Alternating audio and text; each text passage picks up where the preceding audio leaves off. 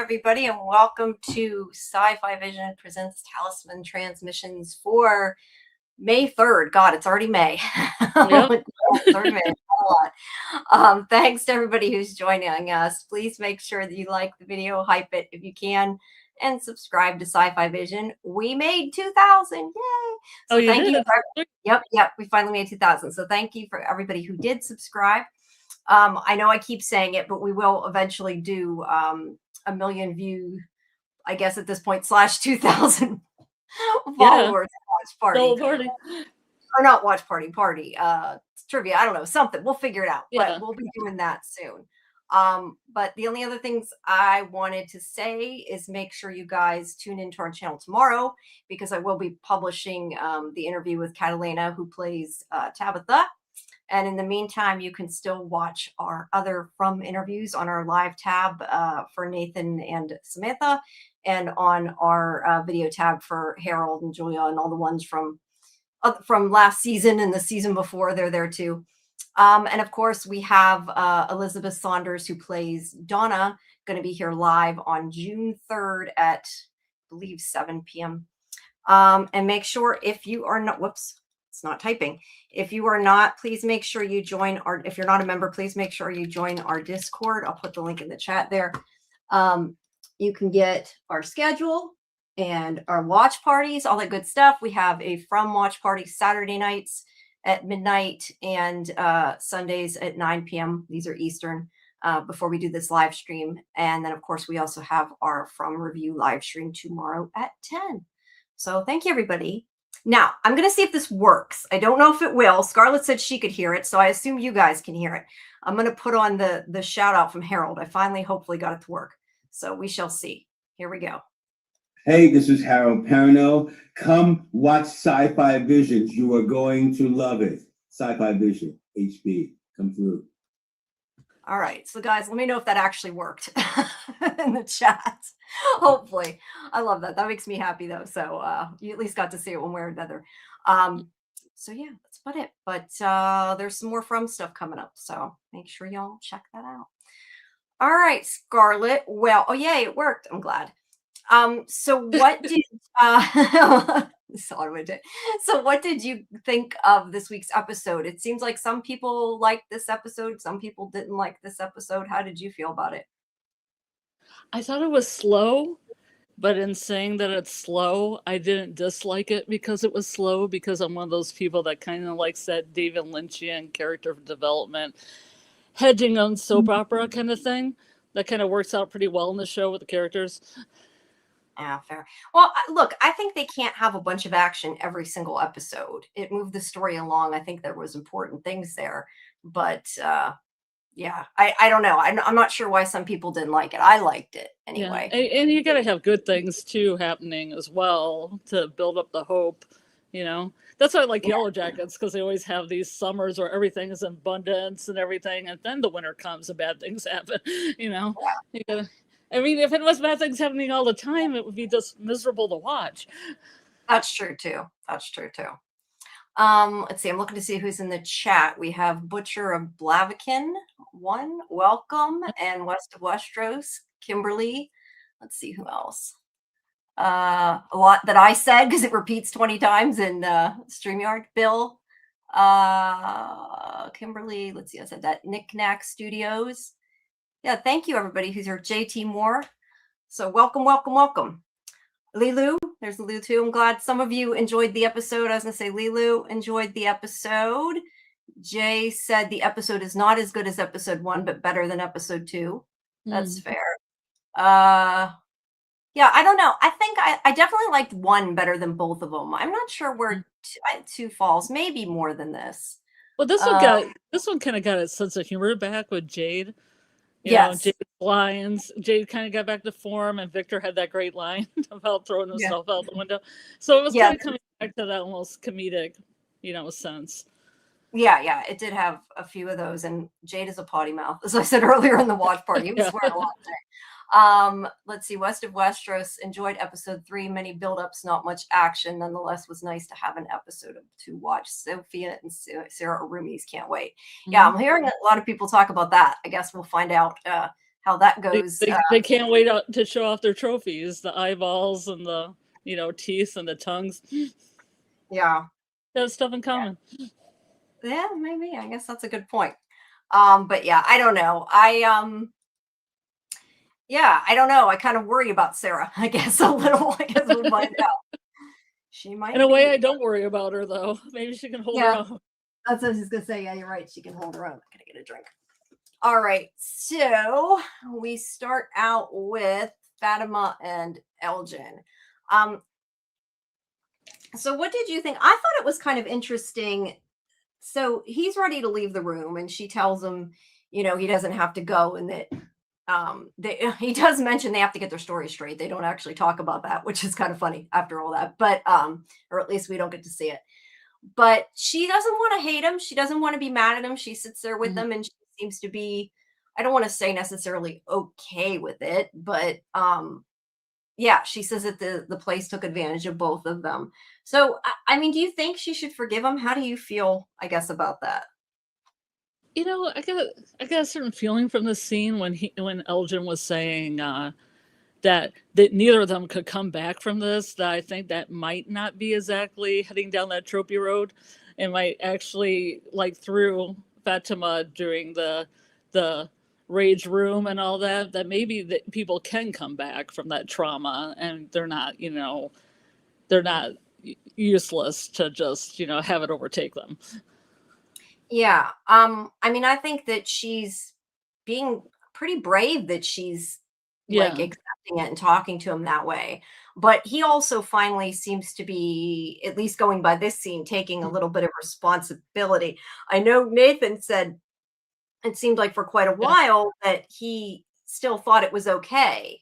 And it seems like in this one, maybe he's starting to accept that it wasn't a good thing, because he even says that he doesn't deserve to be okay. So I appreciate that change. So to answer your original question, I think she will eventually forgive him, because I think she's going to find ways to express her trauma. Maybe making something with that big pile of dirt. I don't know. Yeah, we'll have to see what maybe that's art she's making, but I feel like Ellis has so many different art equipment and charcoals and things she could use. She doesn't really have the sculpted dirt, but yeah, true. Maybe that's her medium. Yeah, it's interesting, that's for sure. Happy birthday, Bill Chill. Did not know.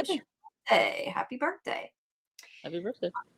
All right. Well, either way, I think she's being the adult here and being willing to maybe move on a little bit. But she does say she needs his help with something. So I guess it's possible she's also being nice because she needs him, as you said, to get the dirt. Maybe that's dirt.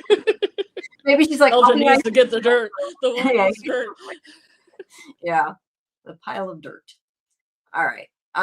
Then we have Boyd, who is having nightmares or memories. I don't know what you call them. Nightmare of the memory of having to shoot his wife when she starts shooting everybody in the town.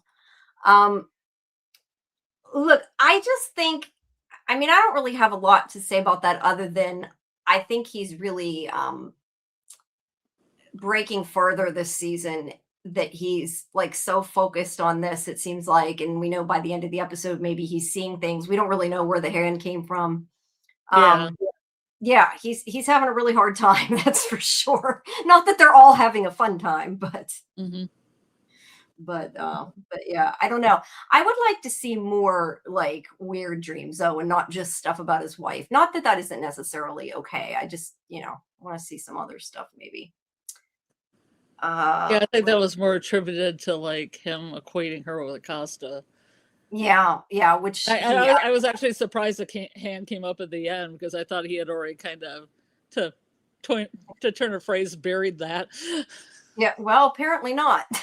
Yeah, when dealing with Acosta, but I guess not. Yep, doesn't feel like it. All right, let's see. They have a lot of nice quilts in this town. Yeah, they're really nice quilts, I'm gonna say. Well, so maybe they got really bored while they were there and they ripped up old clothes and decided to. Well, I guess they'd have to. Well, yeah, you could. I guess if you got thread, you could do that. Somebody maybe had a sewing kit. I don't know. Hey, B, welcome. I mean, they did a lot of cool weaving in Yellow Jackets, so out of pieces of fabric. So Well, they have no TV. They got to have something to do, right? No TV. I mean, Colony House has a piano. I mean, they probably entertain themselves with that. Yeah, they could definitely do that. I was trying to see what some of that was in reference to. I think I missed something in there. So let me ask you, because I saw somebody else mention this, and I had thought about it before, but then after I thought, oh, it could be like the RV.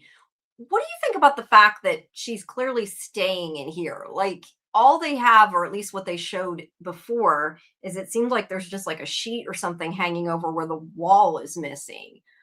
And I remember thinking, like, how are they able to stay in there? But that's kind of what they did with the RV. So I'm assuming that any kind of enclosure counts, although Mm. I'm not sure why they can't, like, press against it or try to move it or something. Because you think of like the tent, somebody or something moved the tent, Yeah. right? Yeah.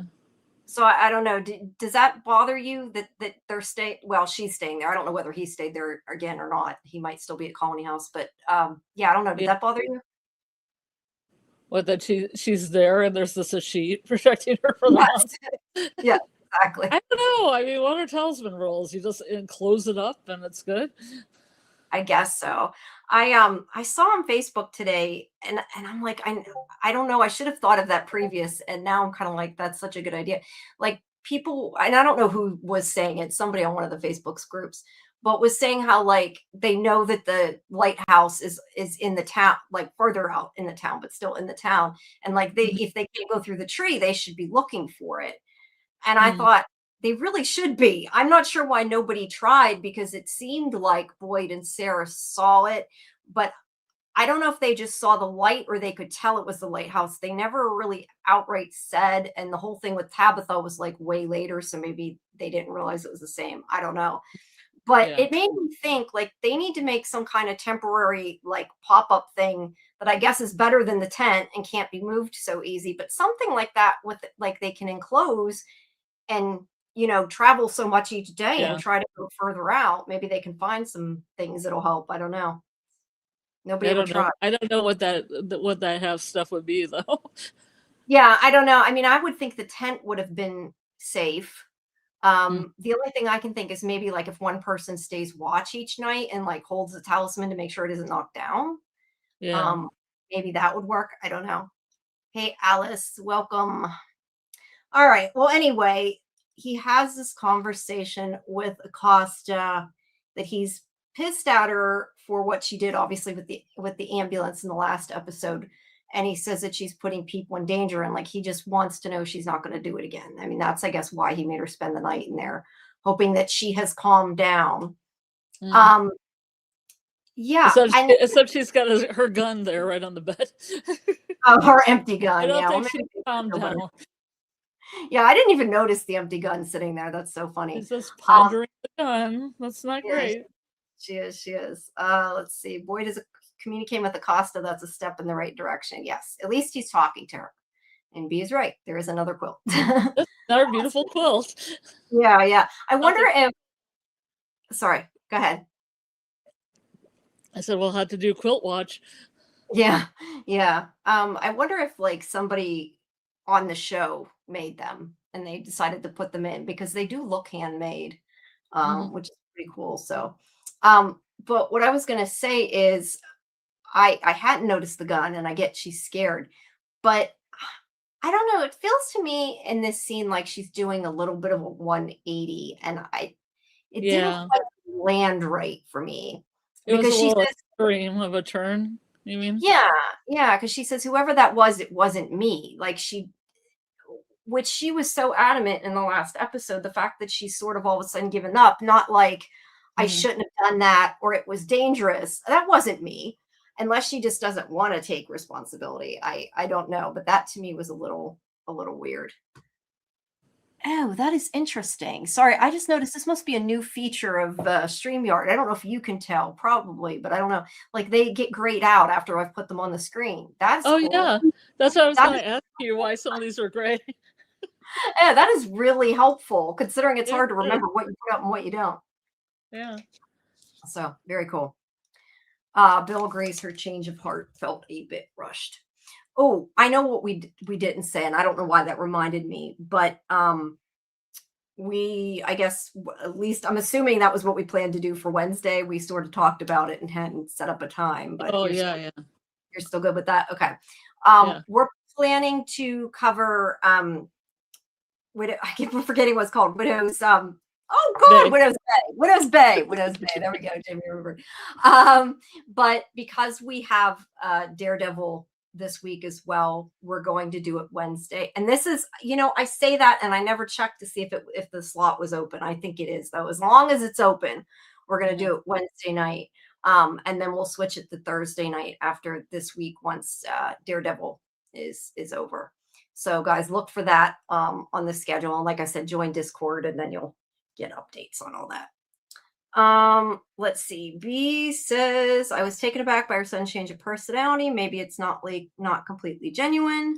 And Lilu said, I think that was 100% her, but she's able to hide her anxiety better. She had debates. What about Paul? No, that's good. People should have debates on the show. I know when Karen and AJ and I talk about it, we have lots of debates because we argue with each other. You weren't here I don't think when we were arguing about Tabitha. Karen Really? very much did not agree she was a bad mother. We got in an argument. Totally a bad mother. I agree. We got in sort of an argument about it. Not a bad argument. It takes somebody to stand in front of the tree to get her to not go, She just leaves a note to Donna. I'm like, come on. Oh yeah, that was awful. I don't know if she can still say that this week. We'll see. Yeah. But I like that. We always have differing opinions. I think it makes it interesting. All right. So she says to him about Chrissy told her there are dozens of people with dozens of schemes, but what they had in common was they all died. And he said, this time it feels different. I don't know if he was like trying to be hopeful that he said that. That was kind of a dumb thing to say. I guess it just had all night to ruminate on what Christy told her in the ambulance. Yeah, true. But he's like, this time it feels different. And she says, that's probably what they thought, which to be fair, this loop has gone around how many times? So I think they probably all did think that even in the other. They should have given her a couple books or something in that cell to take her mind off of it. Yeah, maybe. But she asks for a bullet. She says she just needs one. She'll go into the woods. Nobody will have to clean it up. Look, I mean, that's what Boyd said in the first episode, right? Like he was thinking in this direction. And now, Peter, welcome. So now, yeah, I think it's interesting because he might have to put his money where his mouth is. I can't even say the saying, just because, like he was thinking this and now she's like, I want a bullet. So I think that's kind of interesting. And I guess we'll have to see if she goes through with it and unalives herself or if he, lets her. I'm guessing he probably won't let her regardless of what he says, but. Yeah. It's interesting because I feel like Boyd always thinks in abstraction, like the box will be a deterrent, and then they make the box, and he's like, I don't want to put anybody in the box. Yeah, you're right. He's counting bullets, and he's like, well, we might have to shoot everybody. Oh, well, now that I look at it, and I look at you with the gun on the bed, now I'm really thinking that this is a bad idea. Yeah, I agree. I think when it comes down to it, I can't see him giving everybody bullets. I really can't. Yeah, I mean, when it goes into reality, he just kind of changes his mind a little. It does. It makes a big difference. Let's see. B says she's changing demeanor and asking for a bullet. I'm not sure what she really wants to do with it. It feels like she's being genuine, but I'm not completely sure. Well, I don't know I assume she's being genuine, but I think she definitely wants to unalive herself because she says, I'll go in the woods and you don't have to clean it up. So, yeah. And what else could she do with just one bullet? Otherwise. She shot Nikki. It only took one bullet, though. Oh, yeah, that's true. she wants to hunt down another red shirt. I get it. Yeah, but I think frustration. Oh, that's interesting. Sorry, just odd thing I noticed. It looks like it must be because they're in Canada. I thought they had regular light sockets. Oh, but that's right. This is they have I forgot they had weird light sockets. So that's interesting that they remembered to change it in there. Although I have to question, I guess this was a makeshift cell, so I can buy it. But normally, I don't think they give you a place to plug things in a jail cell. At least I hope not. Maybe they do. I don't know. Some jails have. I don't think they should, but that's a whole other issue. I guess it just really is the plug that really makes it go here anyway. So. Yeah, that's true. What's she going to plug into it, really? But yeah, I was thinking that looked like a British plug, and I was thinking Canada. Are they sideways like that? British? I mean, like no, they're different, but I don't think they're like that. And that's why I said I think that's just the weird from plug. I had forgotten. Remember when they were talking about it before with the light and everything? I think Jim showed it and it looked weird. So that might just be part of that. All right. Child's imagination. Yeah, that's what it seems like. I'm still banking on something to do with that, but we'll see.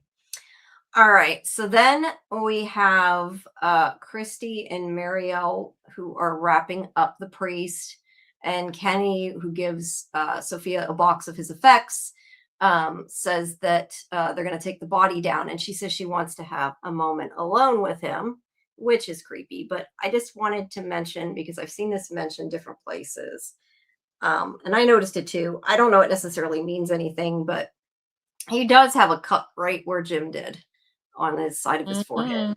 Jim's was disappearing, which is a whole other issue. But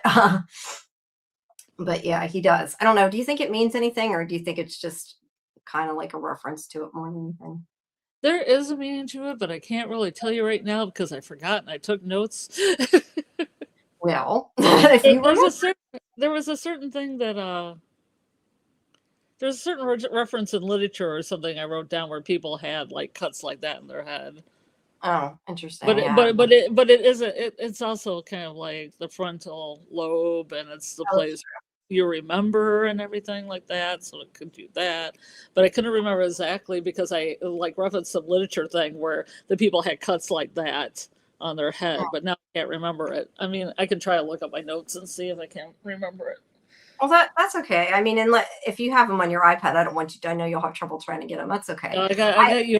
I got you on my laptop, see, so I can get. Oh, okay. Well, yeah. If you can look it up, if you hopefully want to. I took a note down because I thought it was pretty fascinating. Okay. Well, if you find it, you don't have to find it, but if you do, that's great. Hey, Jen, welcome. There are a lot of people that got injured on their forehead. There are a lot of people that got injured in their eye. Well, not a lot of people. I guess the guy drinking the blood, an Elgin, but somebody else joined the server. Yay! Yes, you have a bee emoji. And there was also a couple. There's like a Raven sci-fivision one too. All right. So anyway, they're gonna pull the body away. She wants to talk alone to him. Does anybody know who this is? Somebody asked I saw on the one group. The red shirt? Yeah, the red shirt had asked about him. He was in the diner. I'm pretty sure it's the same guy, but I have no clue who he is. But he's twice in the episode. I think he's just a red shirt, but I don't know. Do you know who it is? You seem to know that sometimes, way more than I do. I don't know exactly. I don't know if I've really seen him around. I'm usually good with the ones that have speaking lines, and then the guy with the big beard is my personal favorite. That's in the diner. Yeah. I don't remember him, but he is. I think in the episode twice. So I don't know. Maybe he's going to be somebody. I don't know. All right. So there's creepy Sophia, who tells him that he was fun and she couldn't let him go without something to remember him by. And she sticks her finger in his mouth and pulls out the. That's pretty gnarly. It is pretty gnarly. So yeah, what do you think about that? I mean, obviously Smiley had a tooth. Mm-hmm. I kind of wonder if I go back to my theory that the monsters are getting like clothes for him to change form. It makes me think maybe they also collect teeth for him, and that maybe it's not the clothes he needs, but somebody's DNA. Although I'm not sure what good it would do her to change into the priest, because they already know he's dead. So I'm not sure that would really be beneficial. But yeah, I don't think she was taking it for that means. Maybe more of a trophy. Maybe they enjoy looking at the things from people they've killed, could like be. Memories. Yeah, I'm not sure. Yeah, I don't know. It's gross. Okay. Whatever. Yeah. Okay. Probably... One of my notes was frontal cortege damage increases mystical experiences. Was one of them. Well, that makes sense with this show, I guess, right? Well, yeah, we're getting more and more there. Yeah. Lilu said it could be used for the next cycle. I guess so, because if you think about if Sophia, assuming if, and again, this is my theory, but if she was somebody that he killed or they killed or whatever way back when, they could have like taken her tooth a couple cycles ago or something and saved it. Who knows? In fact, Yeah. maybe that tooth that Smiley had, it'd be funny if that tooth that Smiley had was Sophia. I don't know that that makes sense. I'm just saying it'd be kind of interesting if it was. Hey Kelly. Kelly says it's like a serial killer. Definitely could be a trophy, like a serial killer. And Samuel is bringing up the smiley tooth. Yes, yes. Let's see. Oh, You know, and also just keeping a part of them is never letting them like rust too. You know, like there's just a part of them that's always going to be around that they can possess. yeah, yeah. Yeah, well, it's gross. I wonder, they must have like remade the guy's face out of silicone or something, because I'm very much doubting they had her stick her fingers in his mouth. A whole fist in his mouth, yeah. But I don't know. He looks more real than Jim did.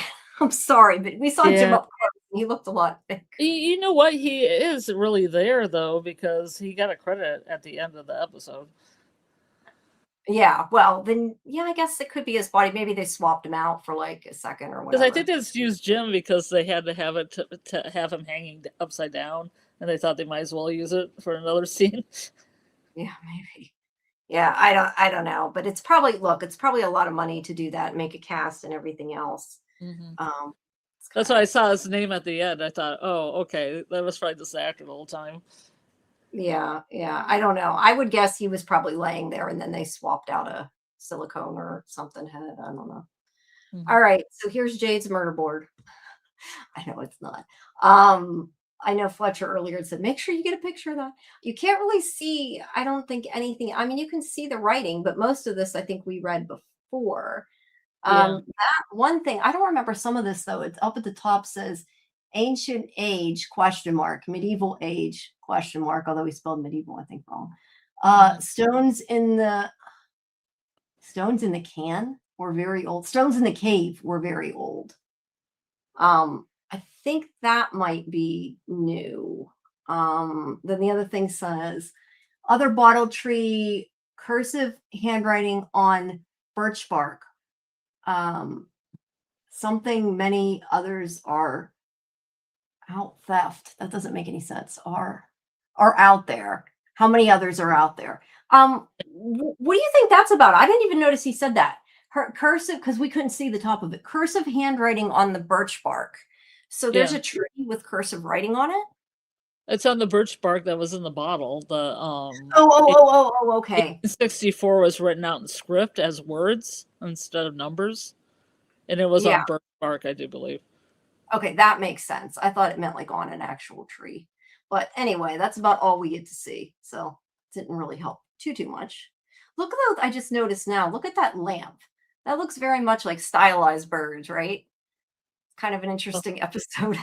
I can't to see stick it 'em very in. well. It's very dark. Well, yeah, it is dark. It is dark. I mean, my monitor. I can Well, see it. birds are a metaphor, you know. Hope is the thing with feathers. Yes, yes. I Or just wings. meant, yeah, yeah, feathers. I think it is. One night I was totally getting it wrong, and I took an Emily Dickinson class in college. I felt really bad about it. Yeah, it was a good movie anyway. I don't know about the book, but the movie. Yeah. But anyway, No, I'm thinking the brain stuff was more about the frontal lobes of Phineas Gage, who actually had a rod go through his head. But there's got to be some fictional thing I was reading too. But it changed him. It changed his like whole personality when he had the rod go through his head and he survived it. That reminds me of Kelly and some of the other characters too. I think there's a reason for it, definitely. Yeah, Kelly did not survive, though. That's the difference. Well, she might have. They would have just cut the rebar and like Roy didn't put his like foot on her shoulder and pull really, you know. I don't know. It probably would have hurt, but I guess there's a difference though between like somebody surviving who could go to a hospital and Yeah. they, like you're talking about, and they removed it, as opposed to what's there. They don't really have anything. Well, you could get a killer, you know, infection for one, even if they did get it out. Yes, yes, definitely. don't Thank have you. gumballs left. That's it. Yeah, thank you, Samuel. I'm glad you enjoyed them. Look for Catalina tomorrow. Now, I'm sorry, what did you say about this? I didn't hear what you said. Oh, I was just looking at things in the scene, and they don't have any gumballs in the gumball machine anymore. Nor a cold drink. They have a stop sign, which is interesting. Yeah, this town really does. Well, then again, if you have people like Acosta, maybe it does need a stop sign. I didn't see. Where's our gumball machine? I'm looking. I don't see a gumball. Oh, it's by machine. the door. I was just watching on TV. Where Okay. it looks like that's like the seats are interesting too. The one that has this gash and it looks like blood coming out of it because it's right on the inside. I didn't even notice that, but they're probably a bunch of seats they stuck together. Repurposed, yeah. Yeah, because they come from all different places, probably. Yes, Kimberly, you're right. There is a playlist for all the From interviews together and all the From live interviews together that you guys can look at. I think you can only hype stuff though for a week. I could be wrong, but I feel like after a certain point you can't hype it. But all hypes are always appreciated. He is literally. Oh, sorry, I thought that was about this because Jade's like getting mad and he says "fuck" a couple times here. And this is where Boyd comes in and interrupts his meditating. Yes. And he says that he thinks it is the information that they need is in his head. And he's like, do you have any acid or LSD? Like Boyd's going to say, here, take some. Yeah, exactly, right in my pocket. Yeah, I just happen to have it here. Although we were talking about, I know in the watch party earlier, like there is marijuana. It's because Fatima grows the best marijuana. Yeah, I don't know that would make him hallucinate, but there is marijuana. Although, I remember when he had his own stash of stuff and ran out at the beginning of the show, like, I guess at that point, maybe he didn't know that Fatima had anything because I assumed that was marijuana, but I don't really know. I don't remember if they ever said, but yeah. So his idea is that he says that Miranda started seeing the town after she had an acid trip. So it makes sense because that's where the brain stores memories. And if it worked for her, it stands to reason it could work for him. And Boyd's just kind of like, slow down. We don't want to scramble your brain. That wouldn't help. No, that's what he says. And then he says to take a break and they'll talk about it after the funeral. And that's when he says he's not going to go to the funeral. They don't want it. Basically says nobody wants him there is kind of what he says without saying. He says he won't be missed. He's right. Tabitha probably doesn't want him there after she screamed at him. And he says the best thing he can do is find a way to unlock what's in his head. And then Boyd's just like, be careful. The message.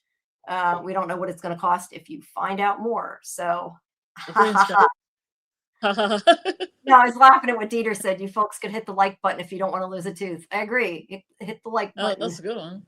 Yes. And please share the channel too. If you know somebody who doesn't follow or, share the Discord, that kind of thing, that is always helping. And I thought you were laughing more at like, try to learn stuff, but don't try to learn too much. Yeah, that is kind of what he says. We don't know what's going to happen, but you need to do it anyway. Yeah. He's a little telling him two different things, isn't he? Yeah. All right. So then we get to the funeral. And at least it wasn't work harder again, like you said last episode. Yeah, he's like, work harder, try harder, find the information, but don't find the information. Yeah, I don't know what Jade's supposed to do. Not too much. You can find some. Just a little bit of information. So I also noticed in this episode that yellowish car, although in this scene it looks more cream color, but I noticed it because it was yellow. It's the only reason I noticed it. All right. So Ethan is upset because the suit don't fit. And he wants why? Oh, for the man in yellow, maybe because the yellow suit fits him perfectly, and this suit doesn't fit at all. Huh? Well, I think you'd have to grow into that one too. But either way, already. Yeah. But he says that he's upset about it, and he tells his mother he has to wear it because at his grandfather's funeral, his father said that a man wears a suit to show respect. So he wants to respect his father. But I guess that is the only. Hold on, I gotta get a Kleenex. Well, Julie doesn't wear sweatshirts, so I guess none of the rest of them dressed up.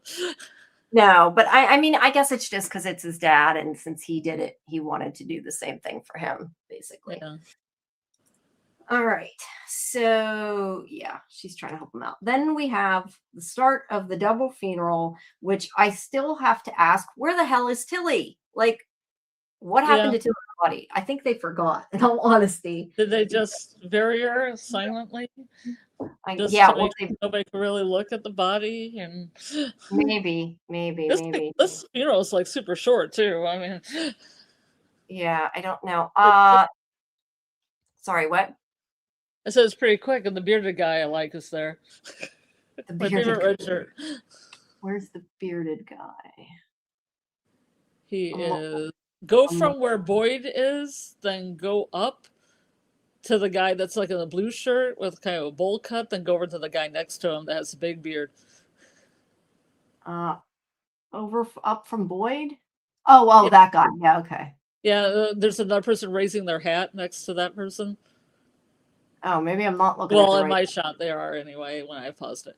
But is back there, but she was listed in the main credits and she didn't really have any lines. And I wondered they deleted some of her scenes.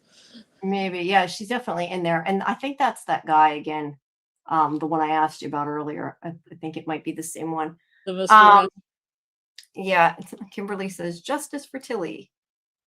Will there be? Well, probably not, but we can hope. B said, does anyone know if the act of sharing helps the channel or if it only helps someone come to check out the channel?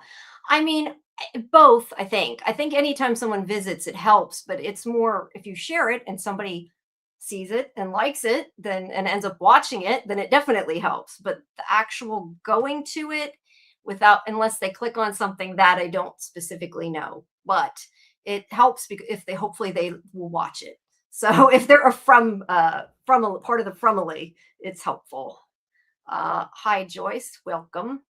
Maybe they maybe somebody snuck there during the nighttime and invaded the monsters so they could dump Tilly's body in one of the graves and bury it a little bit and then put the other body on top, kind of mafia style. Maybe. Kelly says she's a column post pile they forgot about. Is that Fatima's pile of dirt? Is Tilly? Maybe. Let's hope not. Lulu says, since Fatima killed her, doubt the real story will come out. I definitely think that they maybe just rushed the burial because Boyd was trying to hide things. But the fact that they never even showed her getting buried is kind of sad. Yeah, I don't know. Yes, west of Westeros. That's who we're talking about, Tilly. Lulu says, no justice for Tilly. Yes. Yeah, I thought it was going to be Tilly and Sophie's dad when the trailer came out. So. Yeah. I know a lot of people did. We kind of went back and forth. I thought it might have been, but I didn't know. And yeah, but it's not. All right. So anyway, Boyd starts giving a eulogy, and then we have crows landing. Yay. And there's one on the ground. They start flying around. They're all cawing. And everybody's like looking. And there's Bacta. So yes, she is there. And they land on the roof of the church. Joyce says, if we learn more about crows, it may help explain what Tilly's about. Interesting. Yes, because the crow came in whenever that scene she was in. She was reading tarot cards. We don't know if they're good or bad, really. Because I mean, they could have like been protecting Fatima against a good reading about her baby, and they could have been, attacking because it was going to be an honest reading about the baby. I mean, who knows about the smiley pop. Yeah, I don't know. The thing is I thought, and I don't know how you feel about it. I don't think I have a picture of her looking either. But here it is, or she's just kind of looking. I thought that she looked a little surprised, and she even asked about them later. So I definitely think it's not her. Her minions. Yeah, I don't think that the man brings the crows. I also think it's interesting that Kenny says we see them when we see the tree because there's been no mention that they didn't see crows.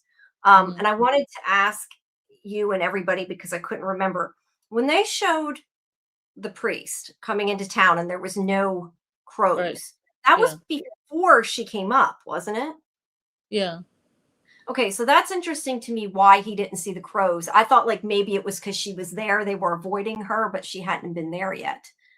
And also, the man in yellow isn't crows because some people thought that he was the crows. And Yeah. that's what or the Yeah, no, I know. I don't know. I'm wondering if it's a warning. Is it? I don't know.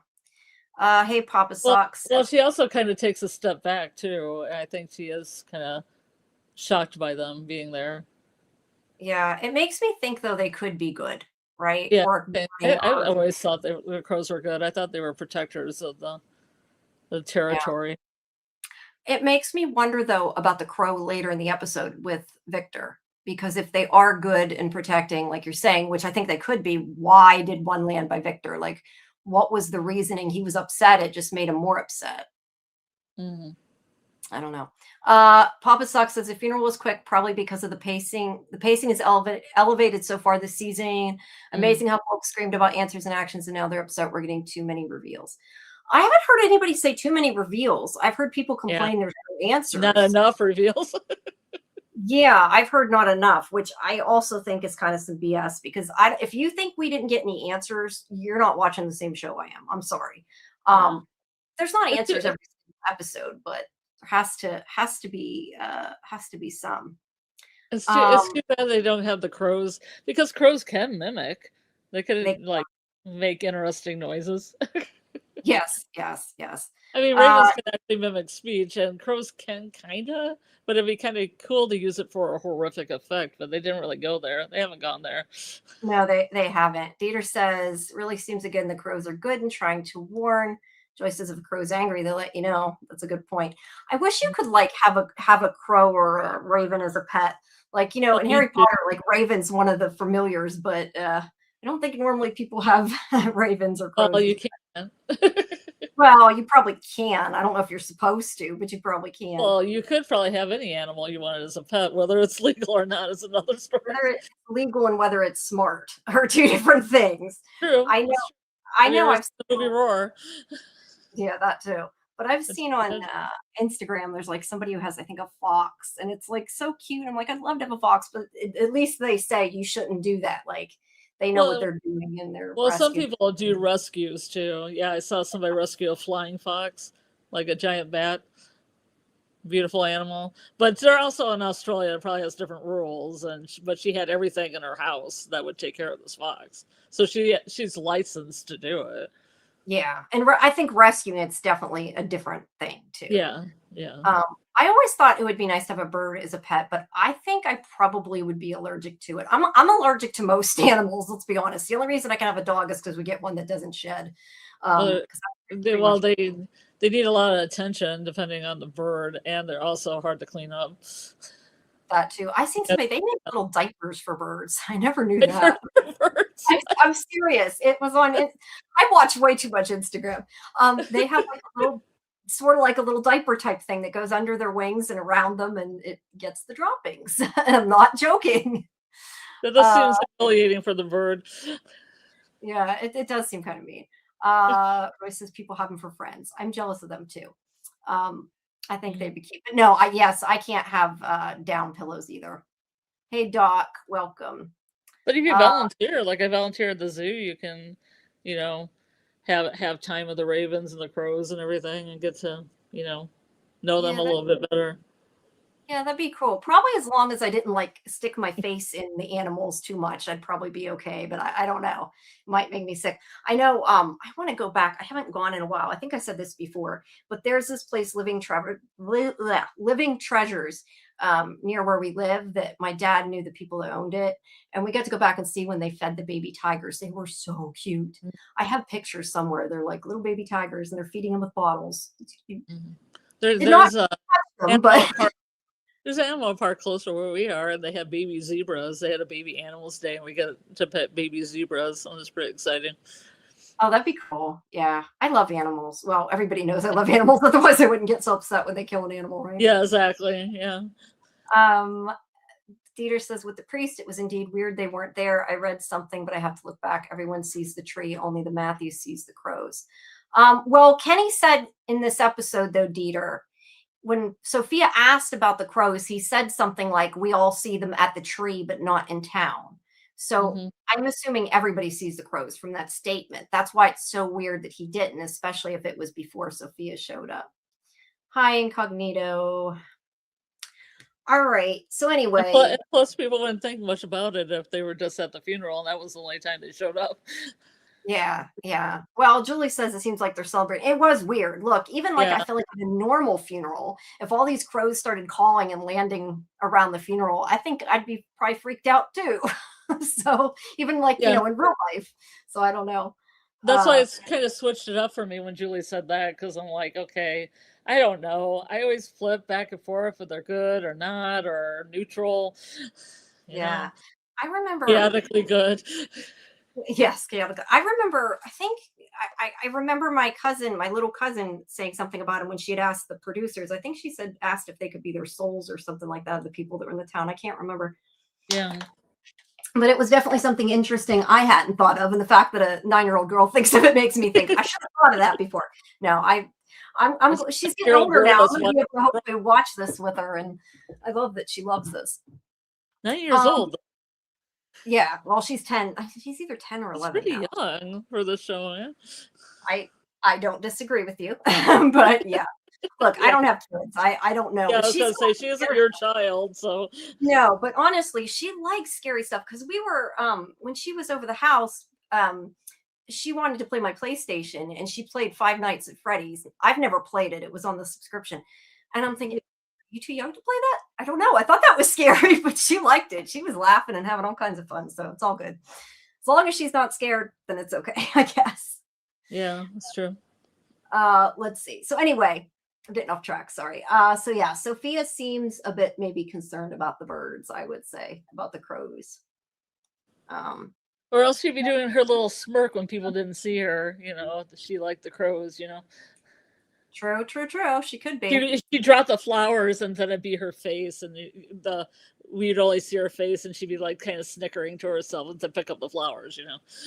Yeah. She should have thrown down the flowers. That might have made people question, because I know a lot of people mentioned, and I don't think you can see it in this picture. I seen it in the trailer, but I don't. Oh no, there it is. You can see it. That she has yellow flowers. Oh. Look, I'm not sure at this point it's really a message because we know who she is, but I know Well, they're people. probably the same yellow flowers that Ellis picked in the first season for Fatima too, because there's a lot of yellow flowers around there. Yeah.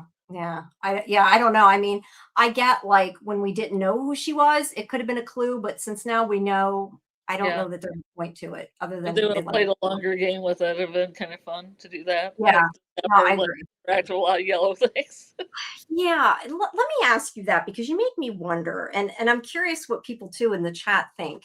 Do you think that it would have been better if they held that off? Because there's part of me that feels like it would have been good to hold the Sophia reveal off, but at the same time, we are in season 4 of 5. They do need to move the story forward, so I don't know. And people, complain nothing's happening. That's definitely something. Yeah, I don't know because I don't know honestly how I feel if that would have been better or worse. I don't know. I personally wish they would have held that and the reveal of Jim's body as late as they could. Okay, fair enough. I mean, just to keep people guessing, like, is a man in yellow Jim, or is it Sophie, or what's he going to change into? Is he going to change into crows? Because we were like thinking he's going to change into a dragon. Yeah, an alabaster dragon. Please no. I'm sorry, I can't resist that. Take a toast in her honor. Yes. B says, I said they were good, and that's why I thought they weren't at the tree when the priest was there. I didn't explain that wasn't the only reason I think they're good. Okay, and then she said, Doug said if the crows were good and avoiding the man in yellow, then why were they at the funeral? But that was before this episode. I assumed the crows would be making a racket at the funeral, and they were. Yeah, I don't know that they were I don't know, like, to me, them not being at the tree doesn't necessarily mean they're avoiding them, but I don't know, and I'm sure Doug probably can't answer that anyway, but, Well, yeah, I don't know. they weren't avoiding Man in Yellow / Sophie at the funeral. They're kind of making Yeah, a statement. right, making a statement. Let's see, West of Westeros had a question that I apparently missed. Do you see what the question was? I Oh, missed Oh, wait, hold on, I see it. Do you think, some parts of this world, Man in Yellow isn't controlling? Crows, boy in white, bottle trees. I I don't know. What do you think to that? I honestly don't know the answer to that, and I don't know because I feel like I some things maybe not because I think the boy in white may be like opposite him. I had kind of like a theory about that, like that the Man in Yellow before he became corporeal when Jade, and I think he was when Jade played the violin and the Ankui Kids things happened, that he showed up. I think before that he couldn't show up. I think he felt like he had to be conjured in a way. So before that, he could do things like flicker lights and mess with the radio and do things that weren't completely corporeal, like a human could do. And Yeah, then he was conjured up, and now he can do more stuff because he was conjured up by the song. that's interesting. Yeah, Or he could that just be chasing future Julie around in some weird yeah, maybe he's story busy. time thing. But yeah, I think the boy in white's opposite him. So I think yes, maybe he doesn't control everything. I think he controls the monsters though to some extent. Thank Well, he you. probably had to do all that stuff with Jim, so he wouldn't get his hands dirty. Yeah. Thanks, Papa Socks. I'm glad you enjoy my crazy images. Um, Jane, hi Jane, said, did the crows show up because Sophia was there? Are they trying to warn people or are they her protectors? Yeah, we don't know. Um, I yeah, would I don't assume know. if That's we were one. protectors, they would be dive bombing like Boyd and stuff. Yeah, I think they might. Yes, I would agree with that. I think they might have been hurting them. Yeah, I don't know. I do want to know about the crows, though. I do think that they're probably important. We just don't know why. See, Samuel says, I don't know about the crows. They were sent there to cause fear, in my opinion. People don't make good decisions when they're scared. You know, I don't know because there are so many stories, and I know you've said this before that like crows and ravens are good omens, not necessarily bad. So, Mm-hmm. um, Well, they're also tricksters. yes, So, that too, that too. but I mean, at Uh, the funeral, what are they supposed to do? They're just going to throw some dirt on top of the bodies. So I don't understand how they would how they would put fear in people. yeah, I don't know. Like I said, if I was at a funeral though and all these crows came over and started cawing at me, I think I'd be a little unnerved though, even in Oh, real life. I love crows. I just listen to them. I mean, No, I they're like them, but at a funeral, it would be creepy. I don't know. It seems right to me. I like David. Sophia is the malevolent tooth fairy. Yes. Oh Yeah, you yeah. don't want her to take your teeth. You definitely don't want her to take your teeth. So she Uh, takes your tooth and puts it under the pillow, as opposed to your tooth falling out and you putting it under the pillow. yeah, I'm not sure about that. David says the crows are on boy and white's side. One purposely stood over the golden leaf. Okay, what do you know what the golden leaf is? I think I've missed something. What's the golden leaf? Yeah, you'll have to explain that, David. I'm not sure what you Golden leaf. mean by the golden Yeah. leaf. Yeah. Let's see. I didn't know it's a metaphorical or real golden leaf. Yeah, That's I'm not sure. Incognito said, I have difficulties imagining crows doing a rocket like that, like the ski shoes. I'm not sure what you mean by that. Let's see. Too many. Oh, okay. Joyce says there's too many reveals. yeah. Really? That's interesting. I had not heard anybody say that tonight at all. I mean, about tonight's episode at all before, but it sounds like other Do people. they mean reveals like in the trailer or reveals during the episodes? Yeah, Because that's a good I question. agree with the trailer that there's too many things they reveal in the trailers. That I agree with too, but I assumed they're talking about reveals in the episode, but I don't know. Um, let's see. David says, I think we have been. So it lands by Jim's burial plot, right? Not Hmm, Sophie's. So that um, lands right down where Jim's body. Oh, Jim's body. yeah, it is near what I'm assuming is Jim's body. Yeah. Let's see. I think we've been put in a place of superiority to some characters, but it's also a distraction. They're giving some things away to take the focus away from what they're still hiding. That is a good point. And Incognita says the teen just arrived and had caused a mess already. Diabolical maneuver. Look, she's doing lots of shit. I think she's probably doing more things than we know about. I don't see a golden key. Golden leaf. Yeah, I haven't either. I'm going to star some of these guys because otherwise we're never going to get through all of these because I know I'm going through them all, but we're going to. I do want to put this one up, though. Do you think there are monsters or creatures we don't know about yet? I know we're not really talking about that, but what do you think about that other than answering the tip of the spear, which I'm guessing is going to be your answer? It's the tip of the spear. Yeah. Oh, definitely the punching monster, the old punching scarecrow, the ragdoll, the crazy ragdoll. Oh, yeah. Giant spider. Of course, a giant spider. No spiders. Hey, I'll go down with the ship. I do not want to see a spider, but I would, like I've said before, I would rather see a fake looking giant spider than a real spider. So, or maybe an entity that just controls little spiders. No, not that though. David makes a good point that the murderer of both bodies is right there. I didn't think about the fact that the man in yellow murdered both of them. You're right, David. I had not thought of that. Let's see. She didn't get close enough to, or did she take something from Jim?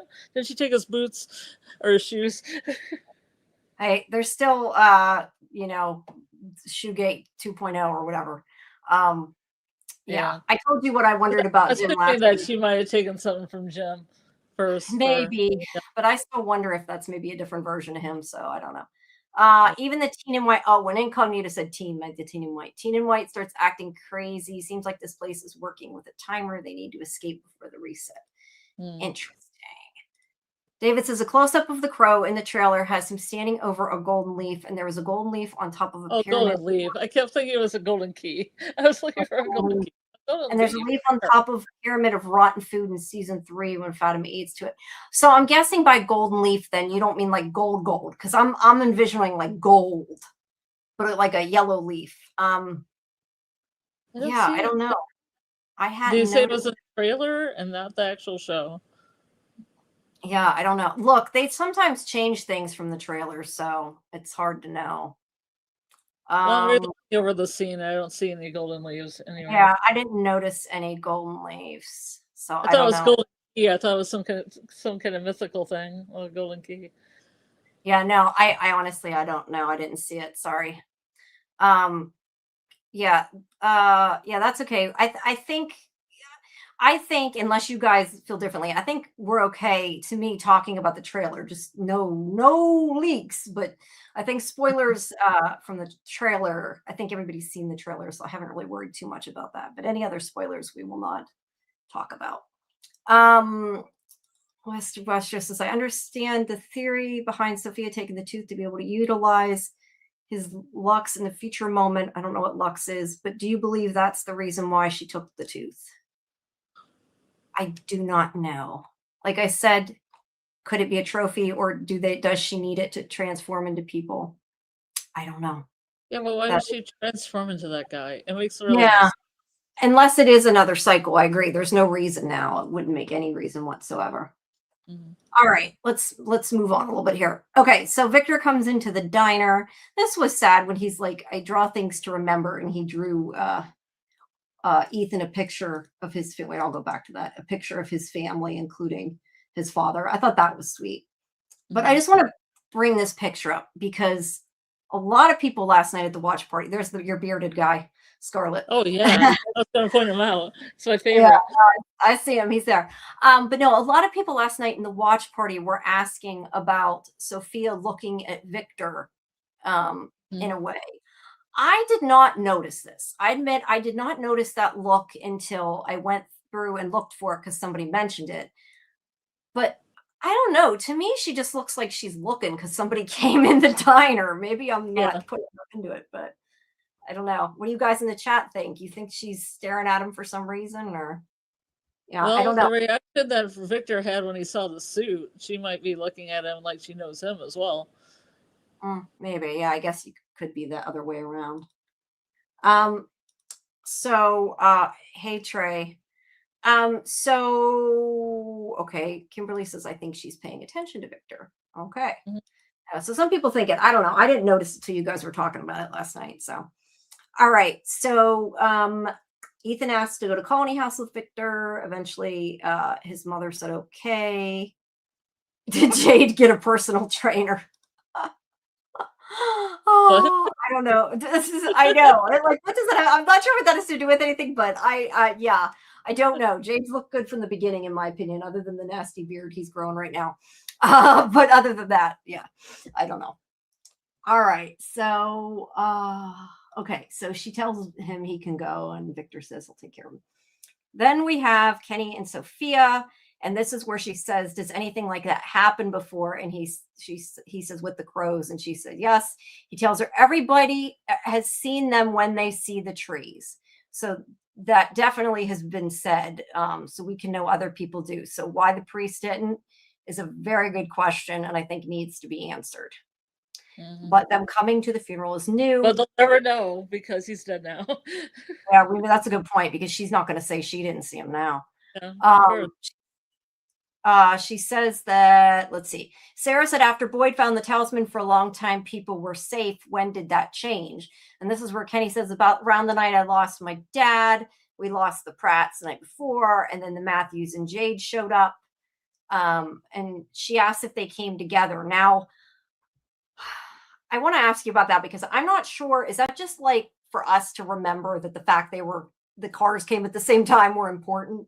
Because I don't know why she would ask that, because I have to assume she knew if she knows about the cycle and stuff, right?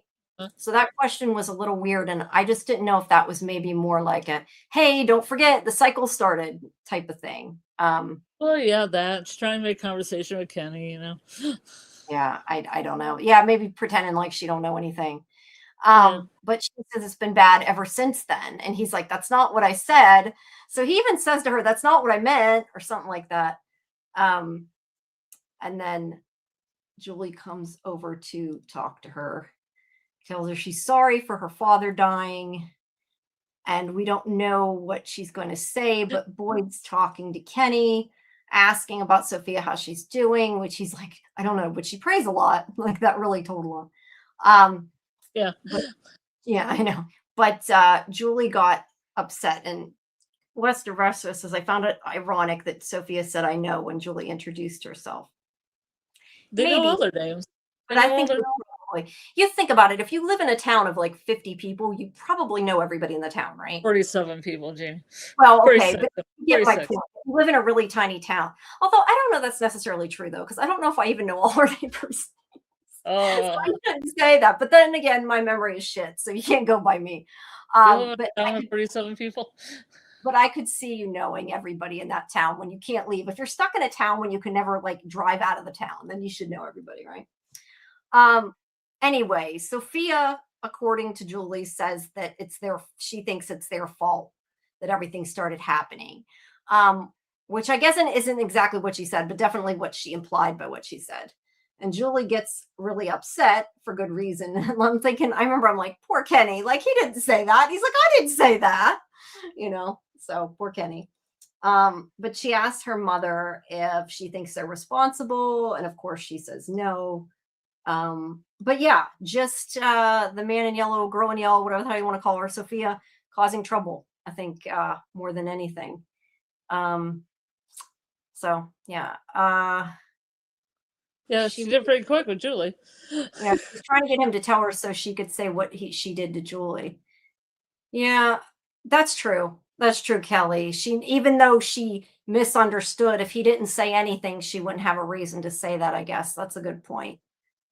Incognito says Victor's drawing was his way of representing his condolences. He's acting like a child because of his trauma. Yes. And I think it was very sweet too. It was kind of him saying, you won't forget your father that way. So, yeah. Okay. So, yeah, Kenny's kind of yells at her a little bit. He doesn't really yell at her. He's like, gets upset. And he's like, we need to talk. It's okay, but we need to talk. So, yes, the talk is coming. All right. And then and then she has her enjoyable moment. The Sophie Shenanigans moment where she's just watching them from afar and nobody sees her in the window, and she's got a little smirk on her face when they're slowly tearing each other apart here outside. Yes, yes, she is enjoying causing strife in the town, that's for sure. Yeah. All right, so I feel like, look, I want to ask you about this. I like Ellis and Fatima. Yeah. Because there's really nobody I dislike per se in this show. I mean, there's some people that annoy me, Yeah. but nobody I really dislike. But Mhm. I feel like lately, and maybe it's because she had such a big story at the end of the season. I don't know, but sometimes I feel like their reasons for being in the show aren't really important. Like, did we really need to see the rage? Whatever you call it, rage. I already forgot what he called it, but smashing the cars, Rage room. like rage room. I wanted to go to one of those so bad. But like I don't know that we really needed that. Like, it seemed like wholly unnecessary, and seemed like they only stuck it in to give them something to do, which I feel like happens a lot with Ellis, It's especially. always something to do. Yeah, I think I feel like they need to give Ellis more things to do, or better lines, or something. Mhm. I mean, I think the actor's doing a good job. I just think they're not having him do anything important, I feel like. So I don't know. Well, he had to run into the house so Elgin could get that dirt. Yes, true. Yes, he only served the purpose of running in the house. You're right. So he's like, I'm going to go get something. And he takes off. And then Fatima looks at Elgin there with his cooler of dirt that he's carrying around. At least I think that's a cooler. That's what I've been calling it, a cooler. Mhm. Um, yeah. And you probably can't carry very much dirt at a time because you can only use one hand. So she probably should have asked somebody with two working hands, maybe. Right. Yeah. Joyce says, I was kind of glad to get a little glimpse into the relationship still developing as a reason to root for them anyway. That's fair. Like I said, I don't dislike them. I just think they need to give them more to do. But then Yeah. again, we don't know what the dirt's for, so I guess we'll find out. But he's also feeling her too. Yeah, he's You trying to know, help. which kind of goes against the whole trope that I was saying that are like, oh, there's no going back from this, but maybe with enough therapy and stuff, you Yeah, know, she that's can true. get back on her feet and not feel like she's just under the weight of all this drama. Yeah, To that's get true. it out, work it out. Yeah. Yeah. Hey, whatever helps her, right? I mean, she went through a lot of shit. So hey Neo, welcome. You just finished it. I think I've seen it like 7 times now. Way too many times. This is what happens when you have a watch party and you watch it like 3 times in a row in one night. Yeah, I was just gonna say though, I want to so bad want to go to a rage room. I want to like break a computer, especially because I'm always so mad at my Oh computer. wow. I don't want to break my computer. I want to break a computer, not mine. A Yeah. computer. But I mean, I have an old monitor. I have an old monitor you could break up, but you know, you would have to go to Michigan to get it. yeah, I was gonna say that a lot to ship it. But you Yeah, can I don't know. smash it I've just, up. I've just always wanted to go to Rage Room. I know I asked Lucy Lawless about Oh yeah. filming that Interesting. scene in her show, My Life is Murder. I asked her about filming that because I'm like thinking this is so much fun. I'm sorry, I'm not even joking. Like, I seriously want to go to one, but I don't even know if they have them around here. I've never actually looked. But When I lived in San Diego, they had them. I don't know. They probably have them around here. I haven't really looked. B says she's done an anger wall. What is an anger wall, B? I've never heard of that. Was it throwing stuff at the wall? Yeah, I'm not sure. Let's see. Papa says, has anyone presented any theories on how the man in yellow was able to get into town? I'm under the impression he wasn't able to do so without some kind of loophole. Just curious. Well, earlier you said you thought it was that they released him when they played the music, right? Yeah. So I think that's a good theory. I didn't have my own theory besides that, but I mean, I feel like all these entities had to have some kind of rules because if everything's just like, you know, free form, it's crazy pants real easy. Yeah, but I think also that's a good thing though too, because like as a TV show, we need rules, which is why I don't believe. Like, I know people have said he's going to be somebody else, or like he was this person at some point in the town. That's why I choose to not think that the man in yellow has been anybody but the man in yellow and Sophie, because like that's, excuse me, too much. You need some kind of limit, or it's just like a free for all. Incognito says the pastor daughter disguise is picked on purposely. No, sorry, picked on. Yeah, purposely. I think that was Manuel coming with a path of salvation when in fact it's deception. That is a good point. Doc says Elgin and Fatima are now a little creepy people club.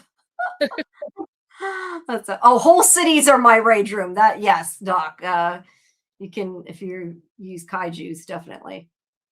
Yeah, I'm surprised they also didn't have a conversation where we need to get our story straight. Yes, and then they didn't get their story straight. They never had that conversation. Beast says an anger wall is more organized. You choose some phrases to say, yell while you're angry, and throw a ball of clay at a wall for each one. It sticks to the wall and it's satisfying. Hey, still sounds good. I just want to throw stuff. I sound real healthy, right? No, I just sometimes I get so mad at my computer, like I want to break a computer so bad. Yeah, that makes sense. But I meant Fatima and Ella should have had a conversation about we have to get our story straight. Like all these people have to get their story straight. Mm-hmm. They see Christy, they're like, we got to get our story straight. Donna, we got to get our story straight. And they never actually get their story straight, right? So we never get to see it. Probably not. Yeah. All right. So then there's another quilt. Look at that. Actually, I think that's a couple quilts. I see a striped quilt, a plaid something, and a checkered quilt. So quite a few. Yeah. Lots of, I'm guessing somebody on the set probably made them. Because there's so many. Interesting. I'd never noticed them before B mentioned it. So let's see. Victor brings Ethan to his room. Talks about his dad being his roommate. And yes, you're right. Yep. I love that line. I don't have it written in here, but that line where he says something. Line. Yeah, where he says, I guess it's a good thing I threw everything. I forget exactly. Threw everything out the window is basically what he means. To make room for him. Which I love. The good thing I threw all the things up. I threw all my stuff out the window because then it made all the space. Yes, that was funny. I love that line. That was a good line in the episode. Hey, Muncher, welcome. Boy, White has hairy arms. He does. Probably. I didn't really look, but I'm guessing because he's older. So yeah, Ethan wants to know. And now I lost where I was. Ethan wants to know if there's any lakes around. And Victor tells him about the Brundles, which I guess is probably a lake. And Ethan wants to go, but Victor doesn't like it there. And he doesn't want to take Ethan. And Ethan's basically like, well, okay, then I'll take myself. So Victor agrees. He's kind of, guilt tripped him into going, but only if he tells him why. Because he said friends aren't supposed to keep secrets. So Ethan smartly says that he will tell him if he takes them. So yeah. Also, I know what I was going to say. I went to say it and then I forgot to say it. The episode that I did with Squawking Dead with Neo's the one that's in the chat. I had been on the Squawking Dead show again for the premiere, I think. I'm like, which episode was it? There's too many episodes. No, was from the premiere from. It's up on YouTube now if people want to watch it. I know probably going to do some more. I don't know about this week because I already have Sunday, Monday, Tuesday, Thursday. I got to think, 4 or 5 this week? That's a lot. I don't know that I can do another one this week. I think I will go crazy if I have to add another one to that for this week, but maybe next week. So anyway, he says he'll tell him. I don't really think there's much more from that other than he tricked him into agreeing to take him. Friends are supposed to keep secrets, Ethan. Yes, don't keep secrets. I'm trying to talk in a Euro voice when I do. Yeah, hey, it worked. Black Boy in White might be in a rocking chair next season. You're funny, Doc. Could be correct. All right, so Tabitha pulls out the drawing of the lighthouse. And she starts writing on, she sees the lighthouse. We did get a little very, very, very short flashback.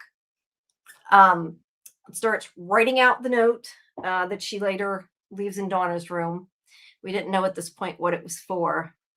I'm not sure why she used the lighthouse paper. I don't know if there was really a point to that other than to have handy. Yeah. No, but I mean, the fact that they showed us was it just to be like, remember, there's a lighthouse. I don't know. It's just weird to me. I want to know what's in this drawer, too. She opens up this drawer and there's this book that says Bartholomew something.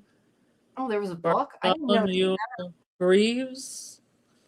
There's like a book in there. It's like Interesting. I did not notice that. I only noticed the drawings, but I'm looking now and I see there's some kind of like embroidery thing in there too. So I don't know. In a Like- picture of candles. I don't it know. says something like Alicia Bub something Bartholomew Graves. I don't know. I mean, check I out books usually on the show, so I look at them and no, yeah, no, I get that. have Which a is why it also friend- kind of irritated. This is something little, but it irritated me because I had to go back and edit my damn recap. I looked up the name of the 2 books, like the full name of them. yeah. Because I couldn't remember exactly what it was, and I didn't want to go back through the episode. And I found the full name of them on the internet. And then I realized later when I listened to this episode again that he didn't actually say the full titles. And I'm like, not that it matters, but I don't know. I'm too anal when it comes to the recaps. I do them too perfect, I guess, because it really doesn't matter. It was the piece of paper she was holding when she decided to go to the lighthouse. She wrote a note on it. Yeah, maybe that caused her then, I guess, to make that choice. Papa says, maybe you're both correct, Jamie and Scarlett. Maybe in the previous cycle, Miranda played the music alone. Thus, enter the man in yellow. Same scenario, different results. Tabby dug a hole and worked with Jade.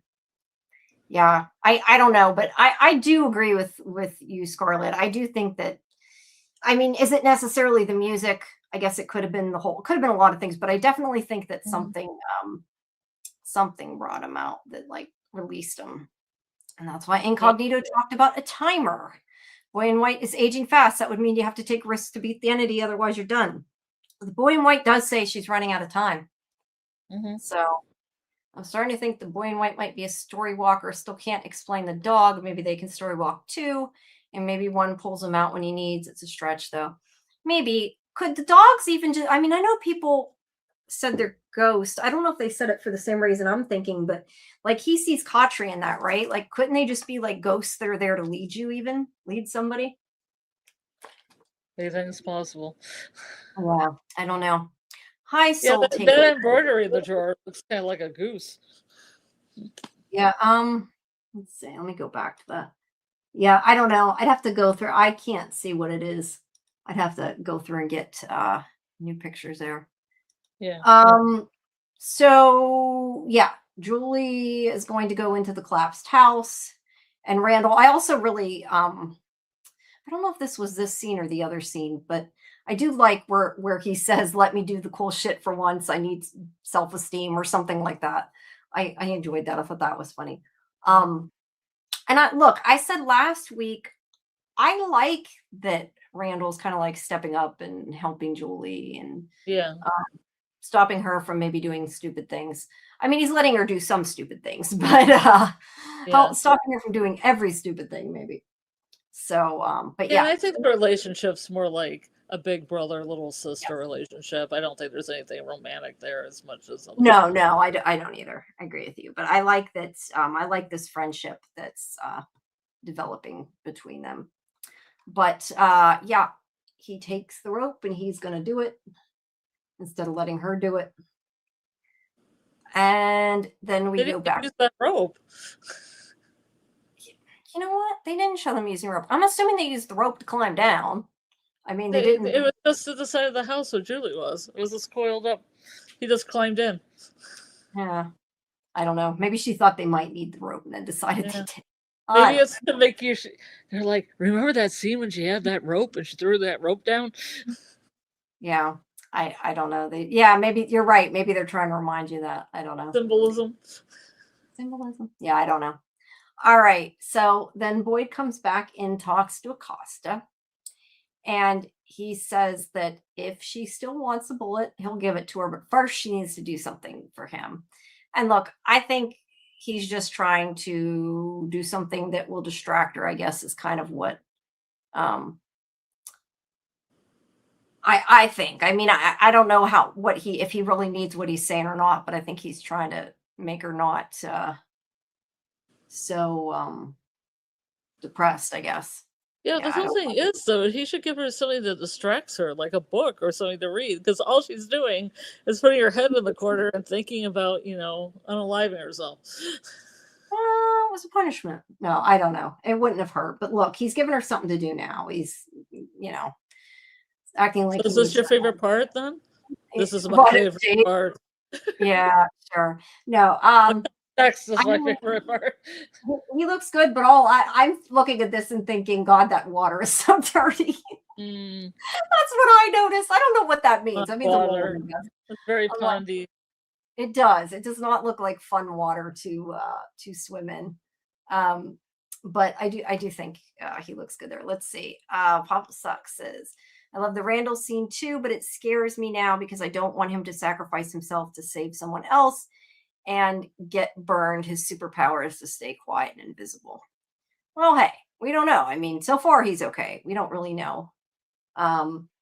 Also, I had starred David's before about Randall and bring it up. Randall's in a position that knows more than the audience. Mariel as well, and Victor always repressing everything. The one thing I can say is that I would like to see more with the Cicada 3, as we used to call them. Yeah. Yeah, I'd like to see more of that. Hi, Maze. Welcome. She really wanted to use her skills. He shut her down the first time. He's helping her now, triggered by his dream of, okay, sorry. You mean Boyd. Wrong scene. But yes, definitely. I would agree with that. All right. So He's probably just, I feel like Jade's just trying to see if this kind of Izzo tank hanging out in the water will give him guidance.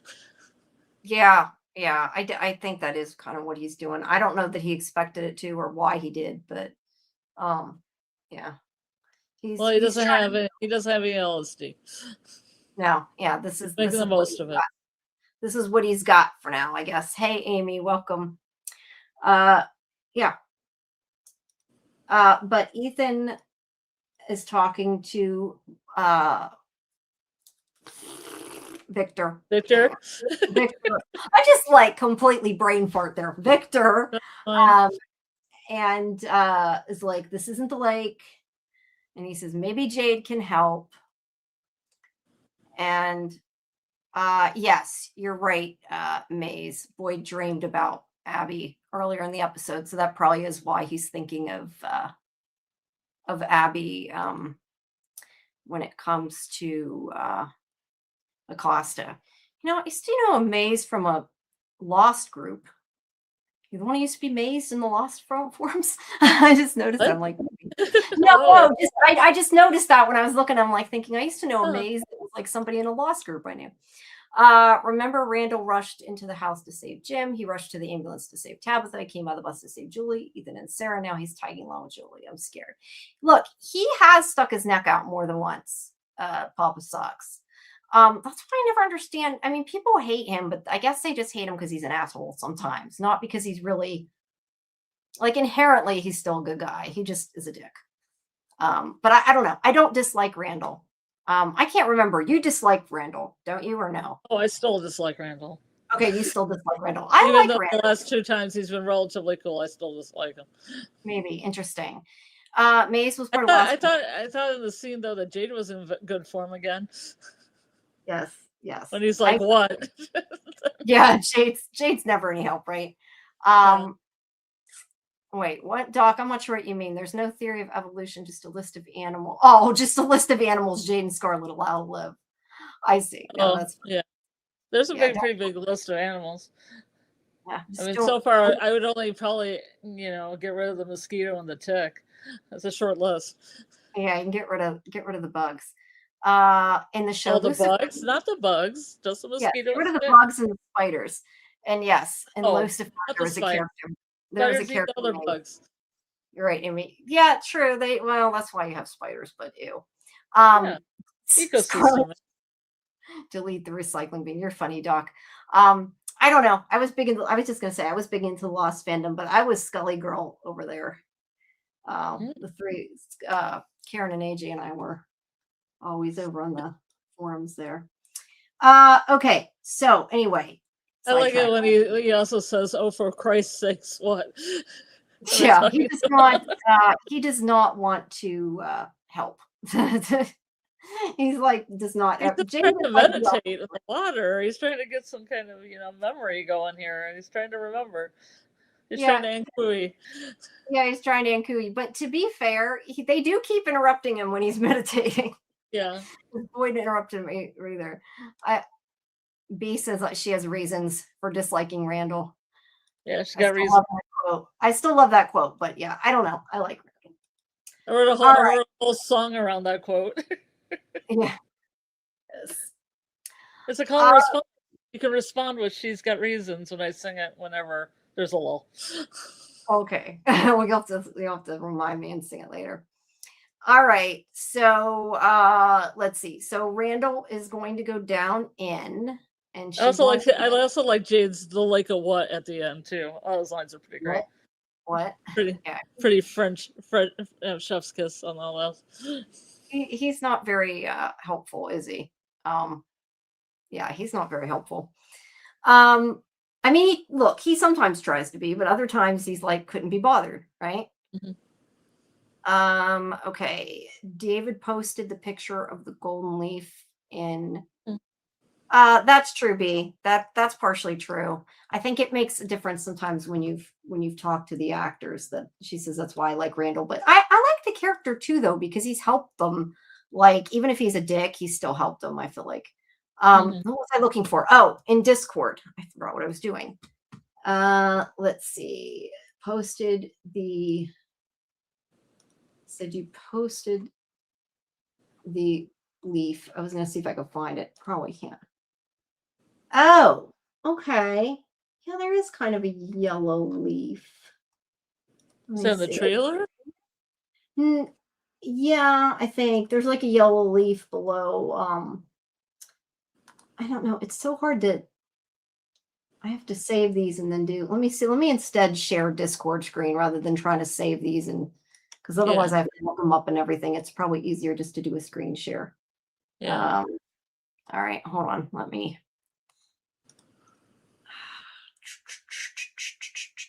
Okay. Select window or screen. Let's see. Discord. There we go. It's going to show all my Discord. Just ignore the rest. But there's the two pictures that David sent. I don't think I can. Can I click? Yeah, I can click. Yellow leaf there. Oh, okay. Whoa, that makes it even bigger. That doesn't work. And the yellow leaf there. All right. Thanks, David. I had not. Yellow. That. Yeah. Hold on. I'm gonna put the screen back. There we go. Some dead leaves. Yeah, there are some dead leaves. I don't see any yellow leaves specifically. Well, yeah, that's true. Oh my god, that's a yellow leaf. Yeah, it did. That's a good point. It did the one kind of looked like a dead leaf. I would agree with that. Let's see. Okay, let's see. But thank you for that, David. Yeah. Yeah. I don't sound like I'm thankful, but No, we appreciate it. I thought I was gonna see something and I'd be like, oh. Yeah. No, I don't know. I had not noticed the leaf. That's for sure. I had not noticed it. The Supreme Dream Team is formed: Jade, Ethan, and Victor. I do like that the three of them together. I like how there's like different pair ups in this season. Kimberly says, do you think when the cycle resets that the house will reset, or will it stay broken? I wonder if the house falls down in each cycle. I don't know. What do you think? Oh, I'm sorry. What was the question? Do you think that with the cycle, the house will come back, or like does one fall each cycle? Do you think? Yeah, probably, because there's probably a Carbonacle, and she investigates and goes into the caves. So there's probably a reset in the house, right? Because that's the one that goes down into the caves. Yeah, maybe. I don't know. Where that like the smiley Yeah, the smiley rebirth. Yeah, I don't know. I kind of felt like, and I don't know. I mean, this is just my idea, but I kind of always thought that when they said the cycle, it was more like a big events thing, like not necessarily they each happened in the same way. But I mean, I could be wrong. Like I'm thinking like, yeah, one of the monsters maybe is reborn and somebody does something that pisses off the man in yellow. So you don't think, for example, Miranda dug a hole and then the house Not collapsed? necessarily. I think it's just like the idea of it. Like maybe she did something different than digging a hole, but it was something that caused Yeah, the man in yellow to get mad. And so I think it's more like overall story, but I don't know. I could be wrong. I don't know. For whatever reason, that's what I or it could always always thought. be something where one crab and knuckle like goes towards the ground and the other one goes towards the sky with like the radio tower, you know. Yeah. Oh, that's Because interesting. Jade, even though Jim made it, Jade was the one that hoisted it on the roof. So it could be like one goes upward and one goes down. Oh, that's interesting. You're right. It is one up and one down. Well, there's like 4 and 7 too. Like 4 is an earthly number, and 7 is a spiritual number. Yeah. Go on. Yeah, I don't know. I hadn't thought of that. That's really interesting. I had not thought of that. That's pretty good. Kim, let's see. B says maybe the house will just sink to the ground. Maybe that's happened with the motel. That's how absorbed it. I do want to know about the motel. That's one of the things that like irritates me is that damn hotel sign. Like, tell me why. Where's the hotel? We got a hotel sign and no hotel. What happened to Star Magic sign? What happened to David and Shay? Yeah, exactly. Or Danny and Shay, I mean. The crow above the leaf is like boy in white, higher self over the man in white, man in yellow, lower self, symbolically. Mm-hmm. Maybe. I was just looking for a flat out, like, you know, those leaves that become yellow. They're not dry. They just drop and they're bright yellow. That's what I was looking for. Yeah, the yellow leaf on the rotten food could be more yellow foreshadowing. That's possible. But yeah, when he said yellow leaf, I assume meant yellow, like it color changed yellow. But the one looked like the one on the food pile looked like it might have just been a regular yellow leaf, but it was small, so it was hard to tell. You hate to disagree with me because I'm always right. I don't know that I'm always right, but I appreciate the sentiment. But I think Tabitha digging the hole was like the loophole. Thus, the boy in white is changing, whether changing, doing. I don't know. I just, that was kind of what I always thought. But I think as long as we don't see the other cycles, I don't think it matters.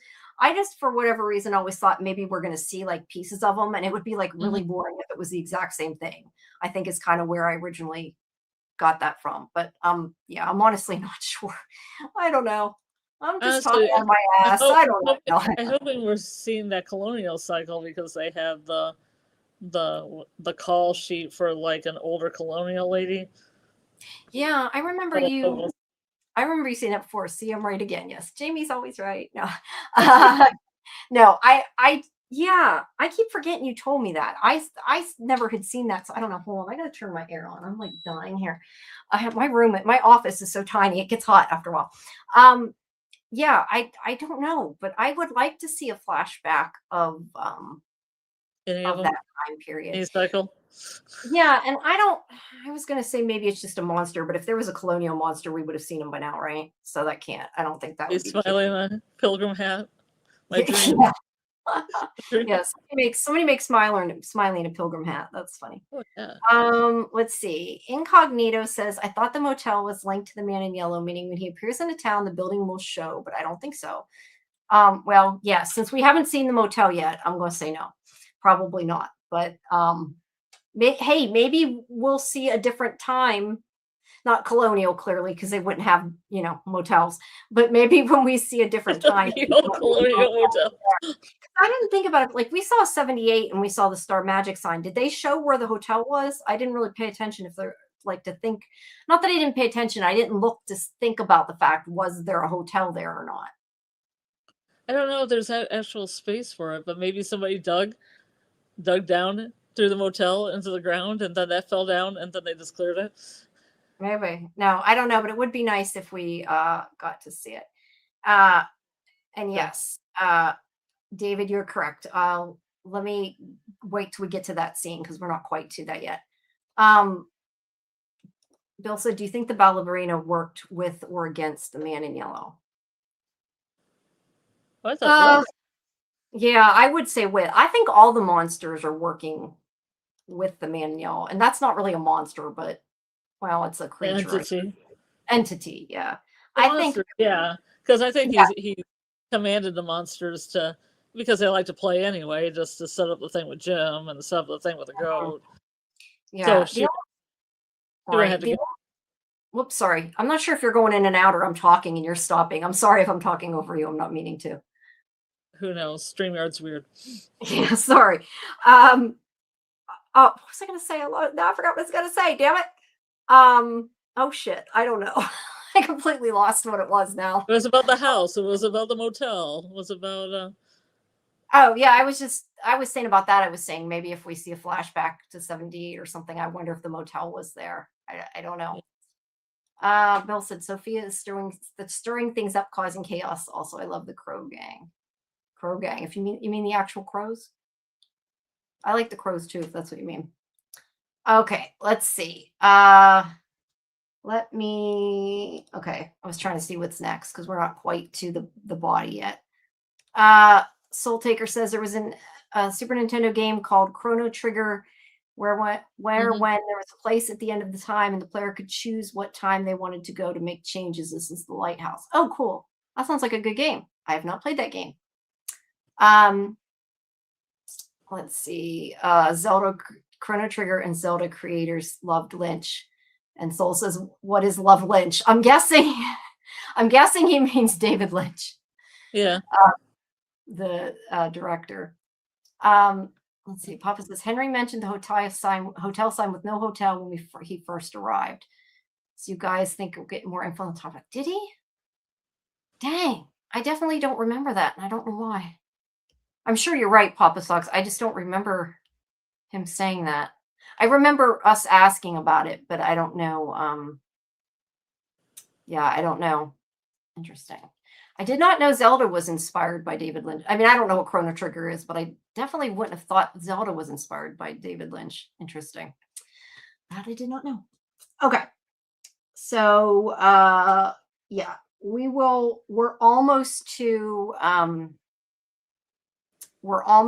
Brick, and then we'll talk about that, David. I want to get. I have a question for you. Yeah, go ahead. Get some time. Did you? Okay. Should I say did you remember or did you really care that these two books were in the house?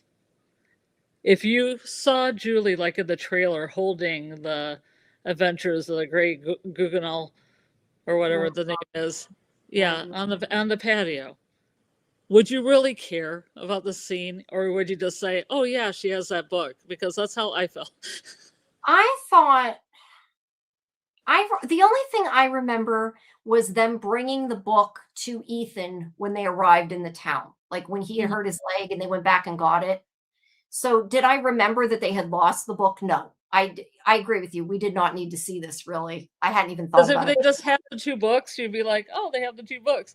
You wouldn't even think, like, I don't think anybody thought, oh, they have to go to this building to get the two books. And they didn't really have to film the scene because if they had the two books, nobody would have really said anything. No, you're right. No, I would not. I did not remember. And yes, I agree. We did not need this scene. I mean, I like the scene, but yeah, I wouldn't have cared. Or Brick. Nobody cared what Brick was doing. Yeah, because I don't think they mentioned before they were missing the books. So yeah.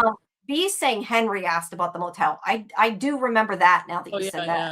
I think it was Henry. I don't remember Victor saying it, but I could be wrong. Susie said there was a video game called Of Myths and Monsters with Kid Icarus. That I don't know about either. The ropes was like Bill. The ropes was significant. Randall did a lot of George S. Jeans posts. Yes. Look, yeah, he had some good scenes in that sense. And for some reason, I thought when they moved houses that there was a scene where Tabitha was reading the Carbonacle book to Ethan, but I guess that was in the end of season 1, and I just transposed it in my head that they had the books, even though the house fell, they had the books. Yeah, that was before it fell, but I agree with you. I didn't know they had lost him either, and I don't think it was really important. Says this place works with items that can trigger events or give abilities powers, for example, the torch in the dungeon. Definitely a possibility that is what that is about. I know some folks thought that it was the Carbonacle flying around the room, but it wasn't because the Carbonacle wasn't there. I don't know if Neo is still in the chat. When we were on Squawking Dead, we had the name of the book. I don't remember what it was. Yeah, something about like there's a moon on it, and something about the light and the darkness or something like that. Like the light taking over the dark. Yeah, I don't remember what it was. We talked about it on that show, but then I think after David had said something like maybe that was wrong. So I don't even know, but maybe Neil remembers.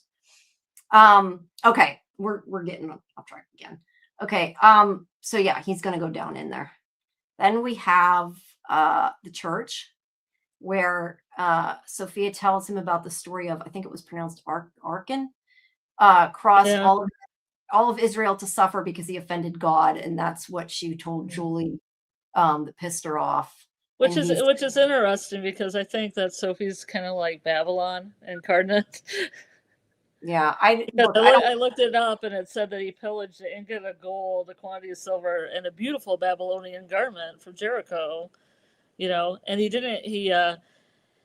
basically he kept stuff, and then it was supposed to become into the treasury of the Lord, and he kept them, and then he was punished, and then they killed 36 people, Israelites, because of it. Oh, yeah. So I get the 36 might be important. That's all I'm saying. Maybe. No, that's what I was thinking when you said that. Yeah, I don't know. I don't know a lot about the story, but that I can see why that would piss her off if that's the case. Because he says that people need to not lose hope, because when they get there, they might be. Let's see. That's why I say she's symbolic of the Bible. Like, she's the Bible coming into town, and she's going to use all these Bible verses against them. Yes. I agree that they could come into play against something to do with it, because I do agree with you. She seems to represent definitely a lot of religious stuff. Yes, there is a lot of gamers that have these kind of themes, a lot of games. I agree with you, David. I don't know that I believe the town's a game yet necessarily, but could be. Neil, I don't know, was it a fake book? Just the book that was flying around the kitchen. The one with the moon on it.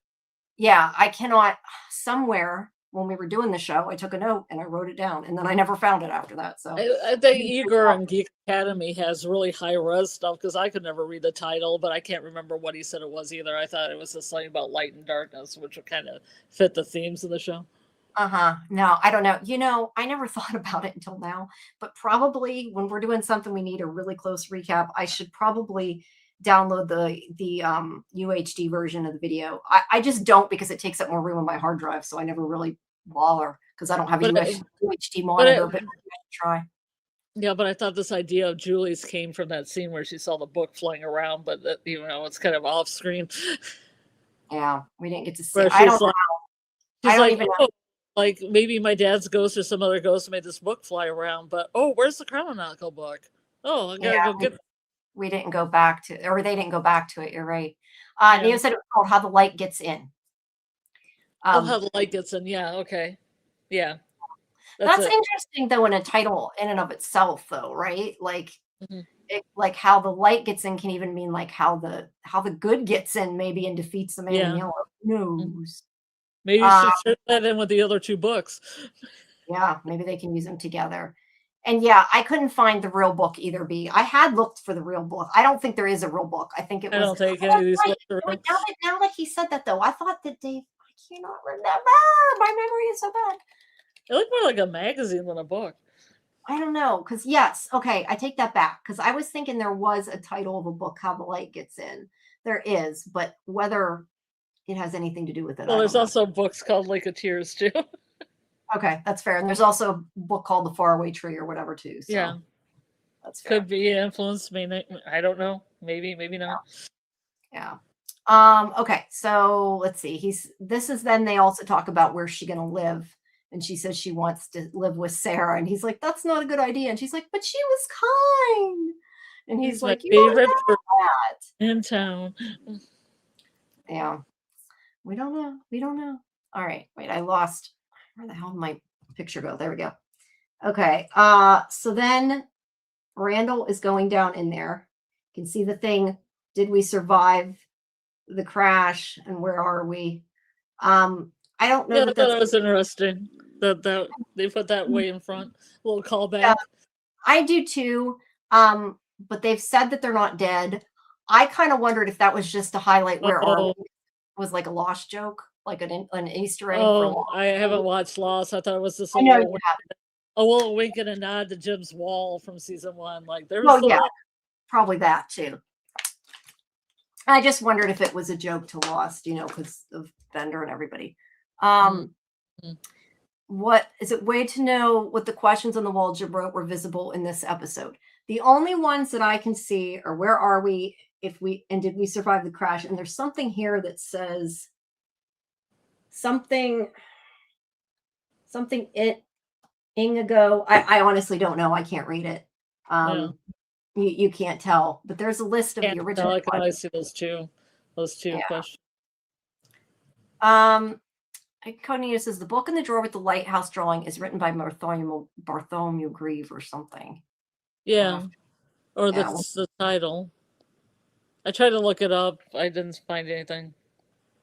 Yeah, I don't know. I've not really looked for the book stuff. Bill says who built it is the one question. The other thing below it I can't read, but I think you're right. That one does say who built it. All right. And I'm just saying, like, oh, wait, I thought you were at the next picture. No, I was. I was gonna. I thought we were at the brick thing. We weren't. What does she have in her hand right now? A book. She wanted a book the whole time, so she didn't sit in the cell. And what book is it? I want to know what book it is. Tell me what book this is. Yeah, I guess it is a book. I thought maybe it was her gun, but it is a book. Yeah, I don't know what book that is. I don't know. I can't tell. Did we survive the crash? Definitely a lost Easter egg. Yeah, that's true too. I just meant the where are we was a lost Easter egg. But yeah, I guess technically that one is too. Hi, Marco family. Welcome. Marco family says, how the light gets in is a quote by Leonard Cohen. There's a crack and everything. That's how the light gets in. Come from Leonard Okay. Cohen. Yeah. They would make sense because there's a lot of Leonard Cohen bandied about. You know what though? You know what that makes me think of though? Oh, let's take me down a different rabbit hole. Reading that makes me think of the crack in the universe and Doctor Who. I know you don't watch it, but that's what it just made me think of. Yeah, which is also interesting. But anyway, okay, so Boyd is taking Acosta here to the basement of Colony House and tells her that they put everything in the storage sheds and the storage, which we've never seen, by the way, and the storage room at the diner that they thought would be useful, and everything else. Yeah, but we've seen this one. Yeah, we've seen this, but he's basically said everything that wasn't important was what was shoved in here. Oh, okay.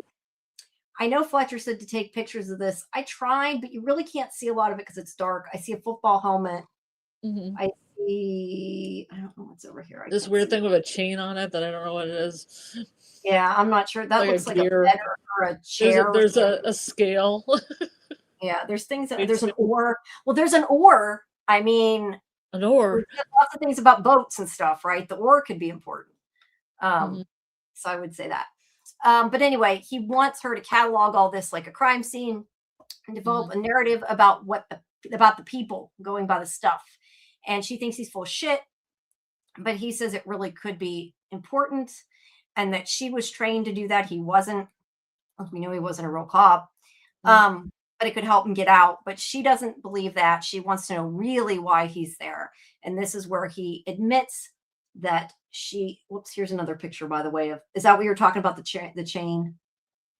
Yeah, that thing. I don't know what that gear-like thing hanging on the chain is. Wheel or something. I don't know. Something. I honestly don't know what it is.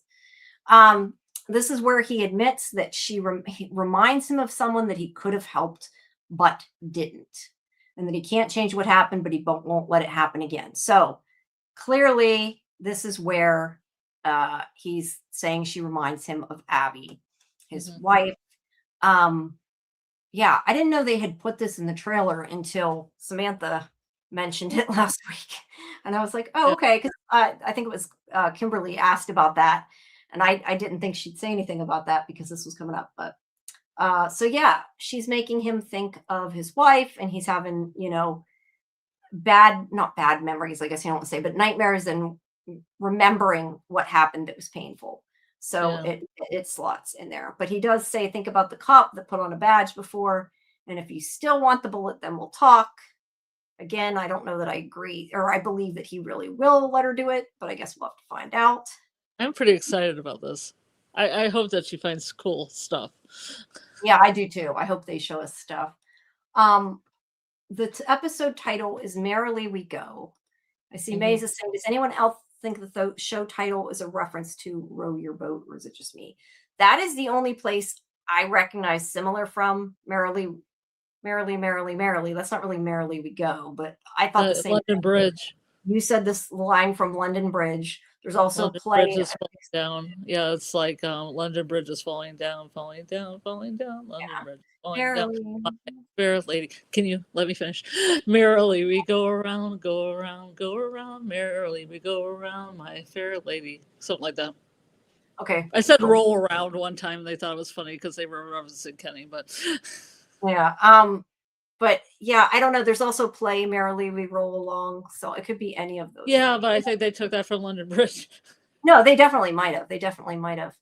I took a lot of digging too to find the stuff with Merrily We Go in it too. There's so many variations of that song. It's pretty crazy. Yeah. But there's what about iron? There's about locking up a girl in iron, and I think of like Abby when I read a couple of the verses. Take the queen and lock her up, lock her up, lock her up. Yeah, interesting. I hadn't thought about that. That is a line on there. And plus, Mari was humming it last season, in season 3. Oh, She was humming over London Bridge. Interesting. I hadn't. Yeah, she was walking by a building, and I can't remember, and she was humming something, and somebody's like, "Oh, that's London Bridge." I thought that's interesting. Yeah, so maybe they brought it up again.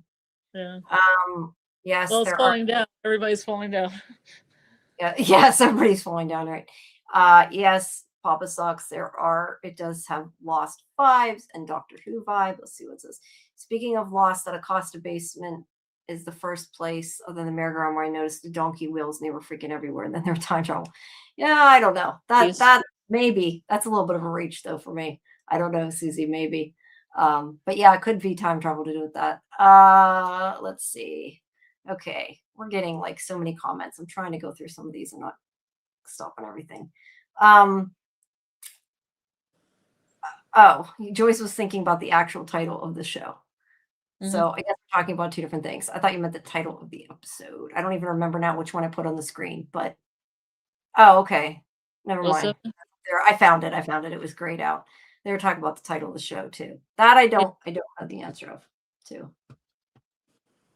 Other than people say it means origin in another country, or it's called origin in another country. Yeah. All right. So yes, back to what you were saying. I do hope we get to see more of the basement. I think there could be clues there. Seems fun.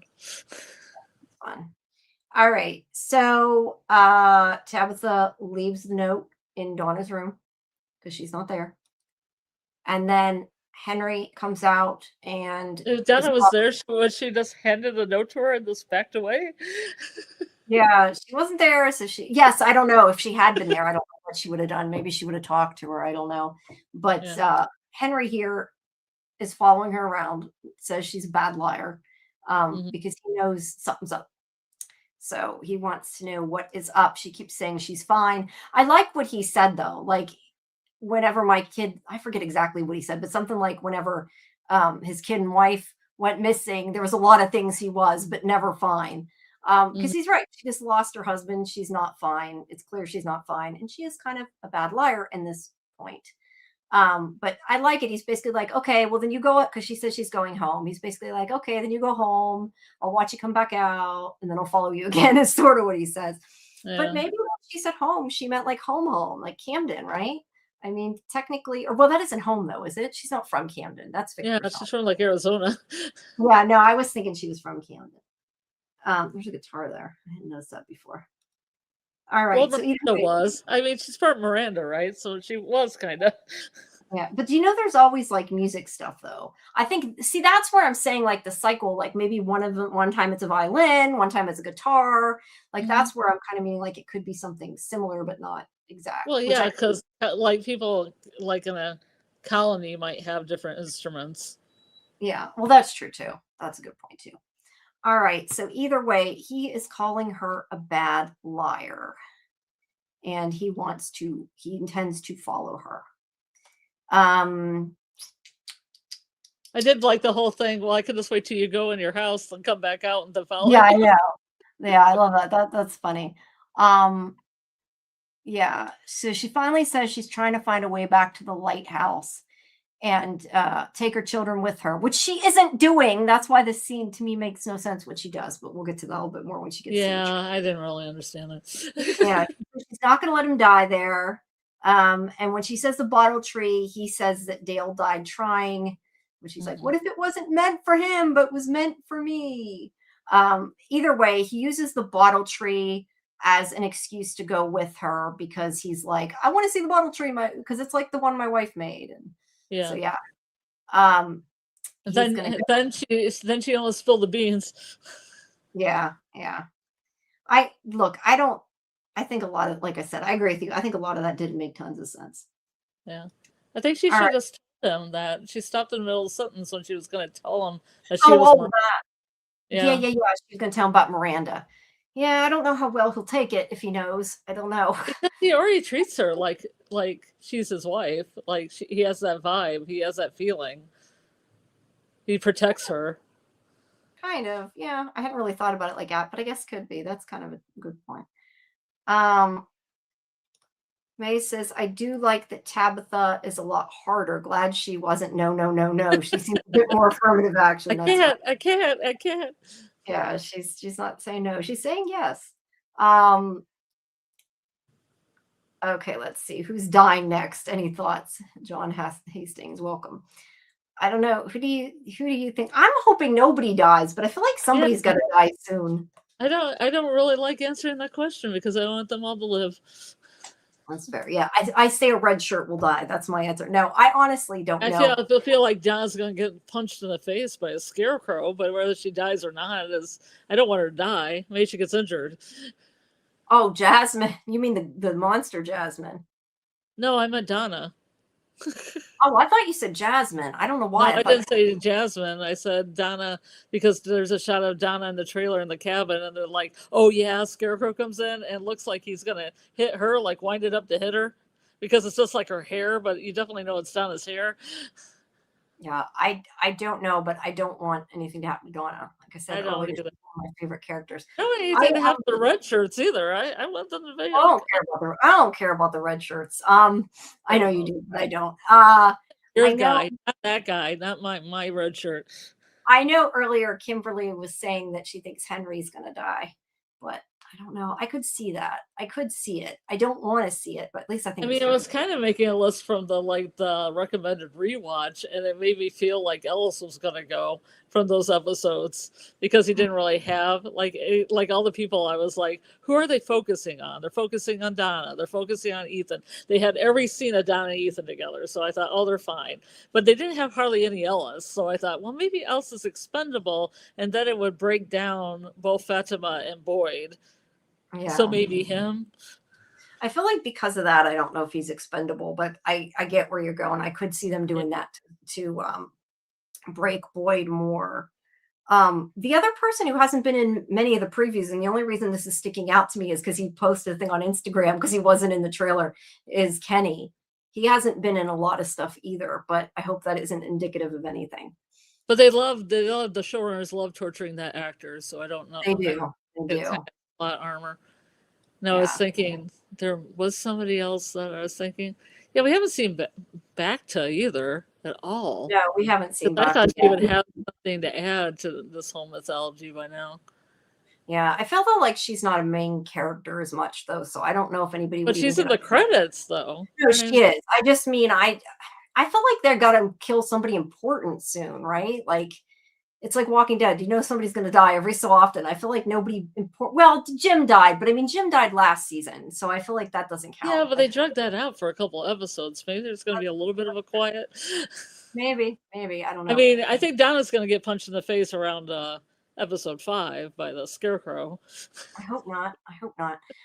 Tabitha tells Jim she's going to take care of the kids, and then immediately she decides to leave them with Donna. I know she's going to do something. And actually, she told Jade to F off when he suggested she take care of her kids. No, I totally, yeah. Like I said, I'll talk more about that when we get to the tree. But then again, if I think that Donna and Henry hooking up, they could probably take probably better care of Ethan and Julie, and then they could add, Victor, and when they find Eloise, it could be a big family. Oh, you're funny. I don't know if I want to see. I don't see Donna and Henry. I know you do. You've told me that before. There. Neo says if Donna dies, we're riding. I agree. They better not do anything to Donna. Yeah. Susie's talking about the episode title that's to do with the Grateful Dead. She was talking about that earlier. Sorry guys. I know I'm not picking up all your stuff in the chat, guys, just because we're taking forever to get through them. So I'm trying to get through a little bit. We'll go back to some of them if we have time at the end. So this is the rage room scene. We talked about this a bit earlier, where Ellis is like, do you want a bat or a crowbar? And she starts mashing the cars. I wondered when she flower or rock. Crowbar. True. I kind of wondered when she was doing this, like if they were going to find something. Did you feel like that? I thought like maybe something was going to pop apart and they'd find like something in a trunk or something. Because I know somebody, yeah, because I know somebody had asked, I don't remember which show it was. It might have been on this show. It might have been on the other show. But somebody had asked about, had they gone through the cars? We were having this conversation of, and we said that we figured Boyd probably already checked all the cars a long time ago. And it made me wonder, like, what if she smashes like the trunk and it pops open and like something's there? Or I don't know. That was where I thought it was going to go, but it didn't. It was just her releasing. Like Christopher's body. Eloise. Yeah, like Christopher's body. No, Eloise. The objects. Well, you're making me think of Revival. Now I'm worried they're going to find a body. Don't say that. I don't want to find it. All right. So this is where Jade and Victor and Ethan. Oh, you just skipped over all that. Okay. Wait, I skipped over all what? I skipped over her what? smashing stuff. Oh, well, I didn't think there was really much more to say. She smashes stuff. Was there something else you wanted to add? You jumped really far, like a little bit ahead of where I was. Okay, I'm good. I'm there. You sure? No, that's what I have is the next picture. I don't know unless I skipped something I didn't mean to. I thought that was what I had next. Okay. Because yeah, that's what I had next. This is where I think I starred something about this. Let's see. I think Fatima felt better after she did that. Yeah. Yes, I think she did too. I think it will help. I definitely do. Mace had said before, I love Randall and Victor not questioning Julian, Ethan. Ethan especially explains his lake of tears, and Victor just turns and yells, Jade, we need to find a lake. I agree. I like that. Yeah, Victor automatically believes him. I also liked this scene because I liked that. I liked when he's explaining it to Jade. I thought it was kind of funny. Because Jade's like, we're looking for the lake that you made up. And he says, well, maybe I didn't make it up. And he's like explaining, he's like, well, my mom had a nightmare about the red rocks that she thought she was just a dream and it turned out to be real. So he's like, maybe I didn't make it up. I thought it was kind of cute. I just liked that he was actually explaining something to Jade, and Jade kind of was like, yeah, okay. You know, it made sense to him. I don't know why this stuff feels like it's out of order to me, but it's the order it's in. I don't know. Because I thought we should have been to the brick stuff by now, and we haven't been. It's the order. It's the order. Yeah, no, it is. It's even in my recap in this order. I just didn't remember that. Ethan says whenever Jade says that he's meditating, when he asks about the meditation, he said he's meditating to help people leave. And then Ethan says we're both looking for something to help people. And then Victor here stops. He sees the man in yellow's clothes, which we've been, I think, waiting for from the trailer for a while. Oh, he did say it was a meditation technique. Okay. I didn't catch that line. I watched it twice. I just assumed he was meditating in the water. But... Yeah. He had said something about meditating. So, yeah, Victor pees because he's terrified. It's a little excessive. Somebody, I forget who said earlier he could have thrown up or something. I think that might have been better. Yeah, I don't know. But Jade's like, what's going on? And then the crow lands. And this, like we talked about earlier, I don't understand why the crow's there now. I like that, to me confuses me even more from what we were talking about with the crow earlier. Because I feel like they're protectors, and then Julie says that thing about, oh, they look like they were celebrating, and then I feel like maybe they're good, and then one lands here. Yeah, and then one lands here and scares them. So yeah. Why are they taking the yellow suit eventually? Because I do see that still where they have it inside. Yeah. I don't know, but the crow, yeah, I don't know what the crow is They seem about. to be friendly crows. They aren't pecking anybody's eye out. It just landed nicely by Victor. I don't particularly want to see them peck peck anybody's. I'm looking at what Kimberly wrote and I'm reading it and at the same time, and I'm like, Henry. That's still crow. Oh, see, so this is a crow from the trailer because it's standing on the yellow leaf. Oh, okay. Yes. That is from the trailer then. Okay, I see it. When I see it on my TV, I can get that they look a lot more yellow from the sun. Not necessarily the leaves are yellow, but it's yellow from the sun, so I get it. Yeah, it might be a dead leaf. But then again, the suit's right there. Yeah, true. It could be reflecting. Kimberly had said, I think it'll be Henry and it'll be to silence Victor. She's talking about who she thinks will die. Well, maybe the bird will. Who knows? Poor Henry's been waiting like decades. Finally gets, back with his son after he thought his whole family died, and then he just dies horribly. It just feels so sad. That would be too sad. Yeah, they just got him with Victor. That would suck. May said the feels of Jade when Victor peed. Oh, I swear I live and breathe these two actors. They are really good. I would agree with that. All right. Let's see. I'm going to store that one to come back to. Some of these I'm going to have to scan back through because I skipped them just because we have too many at this point. All right. So then he's down there still, and he does find the blue bag, but first he finds Brick. Now this obviously came from the trailer. Oops. There is more about him later, but I was waiting till we got there to bring up David's thing, which is totally true. The dead body became a nothing burger. Everybody thought that this was like some big thing, and it was just Toby. Everybody thought it was Toby. It was not Toby. It was Brick. I agree. Sometimes I think they put things in the trailer to make you think it's something when it wasn't. But also because it was the same color too.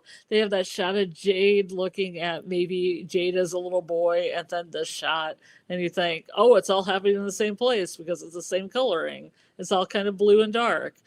No, they go back and forth with things, so it's hard to tell. It's out of order. Because I know if you I don't know what I remember when I did the breakdown of the trailer. I knew right away it had to be out of order because they showed the trailer the funeral twice. Yeah. And then it looks like the same funeral, and it was in different spots, and then they broke up the wreck too. So I figured a lot of that had to be different. Well, the showrunners also said that Toby would come back around again, so people have been trying to theorize about that. Yeah, well, it makes sense if if they had said that could be the case, but nope, it was nothing. May says crows are definitely good. I think they are annoyed they can't take souls in the natural order. Entity is keeping them. Maybe, don't know. That makes sense. Yeah, that does kind of make sense. Yeah, I don't know. I'm still just kind of scratching my head at the crows and wanting to know. So that's one of the things I want to know. All right, so Kenny goes to Sarah's house and was like, Sophia wants to live here. And Sarah's like, okay. Yeah, I know everybody. I think it was Fletcher said earlier. I don't know if I started or not. I don't think I did. I think it was Fletcher said earlier that maybe it was Westeros. Anyway, was saying that they were looking forward to them living together. I'm looking forward to it. The shenanigans. There could be a lot of shenanigans. We'll have to see.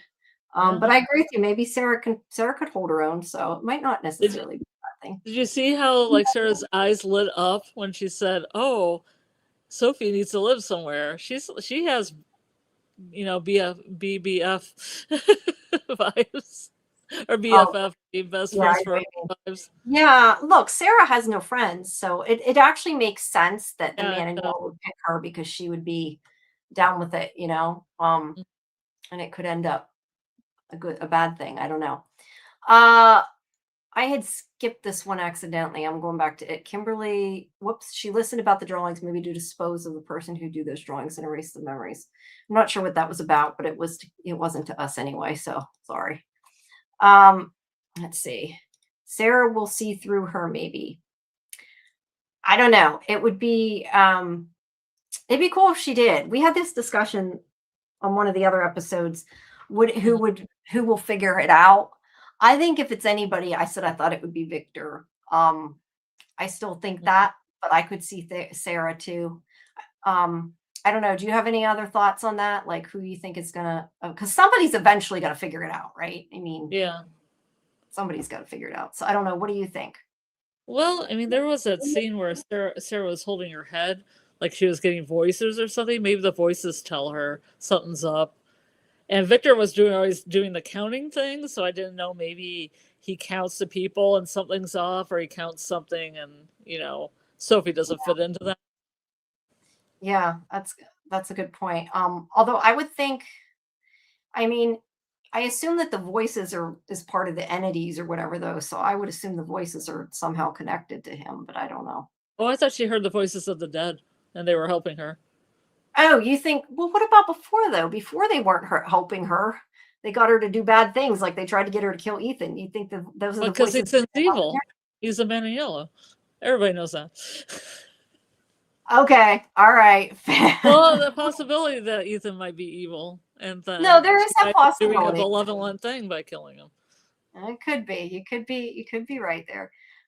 So the crows are present at the tree to warn the people of danger. That's why they weren't there for the pastor and Sophia in yellow. Maybe, but the thing is, I don't think we're ever going to find out. Like we said earlier, because he's dead, or you said earlier. Yeah. Which is why I'm not sure why they didn't put the crows there. Like, I don't think it was a mistake, because that seems like a pretty big mistake. But yeah, I'm not sure what the purpose was, because when he didn't see the crows, it was before Sophia got there. So maybe it was saying she was coming. It was like a foreshadowing. I don't know. Mm-hmm. All right. So I'm going to store that one too. All right. So what is next? Okay. There is more of Randall. He finds the bag. I wonder if any of those cars are like, how like Victor's toy cars match like the ambulance and stuff. I'm wondering if any of those cars are. Yeah. I see a tractor. I see a train. I don't know that a train's going to come, but hey, that'd be kind of interesting, right? Dump truck. Yeah, I don't know. Plane would make sense. I don't see a boat. I was trying to see. Well, they're all like ways that you travel in the from, probably. It could be. That's for sure. All right. So he climbed. There's a little mouse popping out of Brick's mouth. It's a rat, man. Rat. Okay, I'm calling it a mouse. A rat, a mouse popping out of his cute mouth. Little rat. Yeah, I guess that was just a jump scare, right? Did it mean yeah, anything? Yeah, I think it was meant. But it wasn't referencing Jade's like we're all rats in a maze or that No, kind of I stuff. think it was probably. Yeah, if it was Toby, I would say maybe, but since it's not, I would say probably This is not. There's no metaphor now. Yes, exactly. I don't know. That's what I thought. Anyway, he found the books, the ones he found. He doesn't say the full title, but according to Google, was The Adventures of the Grand Gulagog and Flight of the Chromonocle. Mm-hmm. So those are the books that he found. And yes, you're right. There's a jump scare when he climbs over him, and that pops out. So Ellis asks Fatima if she's feeling better. I have a theory about those books. I feel like Julie and Ethan wrote those books in the timeline. I've said before, I think there's something to do with the story being written, and to me it makes sense. I think that Ethan wrote the Carbonacle book and Julie wrote the other one, and they're gonna figure that out. Season 5, probably. Not this season. Really interesting. I could see that. I think that's a theory that makes sense to me. I could see that. Yeah, because you could use a pen name and you could story walk it, and then you could go there in real life. You had written it, Yeah, definitely. They would change their names because they'd have to for it to not like give it up ahead of time, Yeah. So I could see that. So Fatima says that the rage room helped a little, but she's going to go take a nap. And this is where Ellis says that he told Donna he was going to start getting things ready for the food run the next day. Now, generally, when they went on the food run, it was to Cannibal Village. Mm-hmm. So I'm assuming that's where it's going to be. But they don't really say anything else. So we don't get to know anything about that at the moment. B said, I like that Brick's just there to startle Randall, remind him that he was under there but saved himself instead of anyone else. Yeah. All right. He didn't save Brick, but he went down. I don't know that he could have saved Brick, but he went down there to help Jim and Tabitha. So I can't fault him for that, B. I think Brick was just pinned in a way that nobody could have saved him.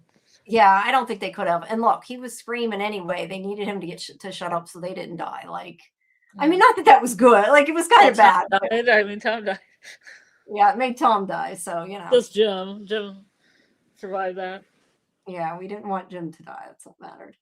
All right, so Fatima sneaks up to the other bedroom in Colony House. And so there's like, okay, my problem with Colony House here is that there's always like maybe like 10 people sleeping in the living room, but they have enough room here to keep a whole room just for like Fatima's dirt.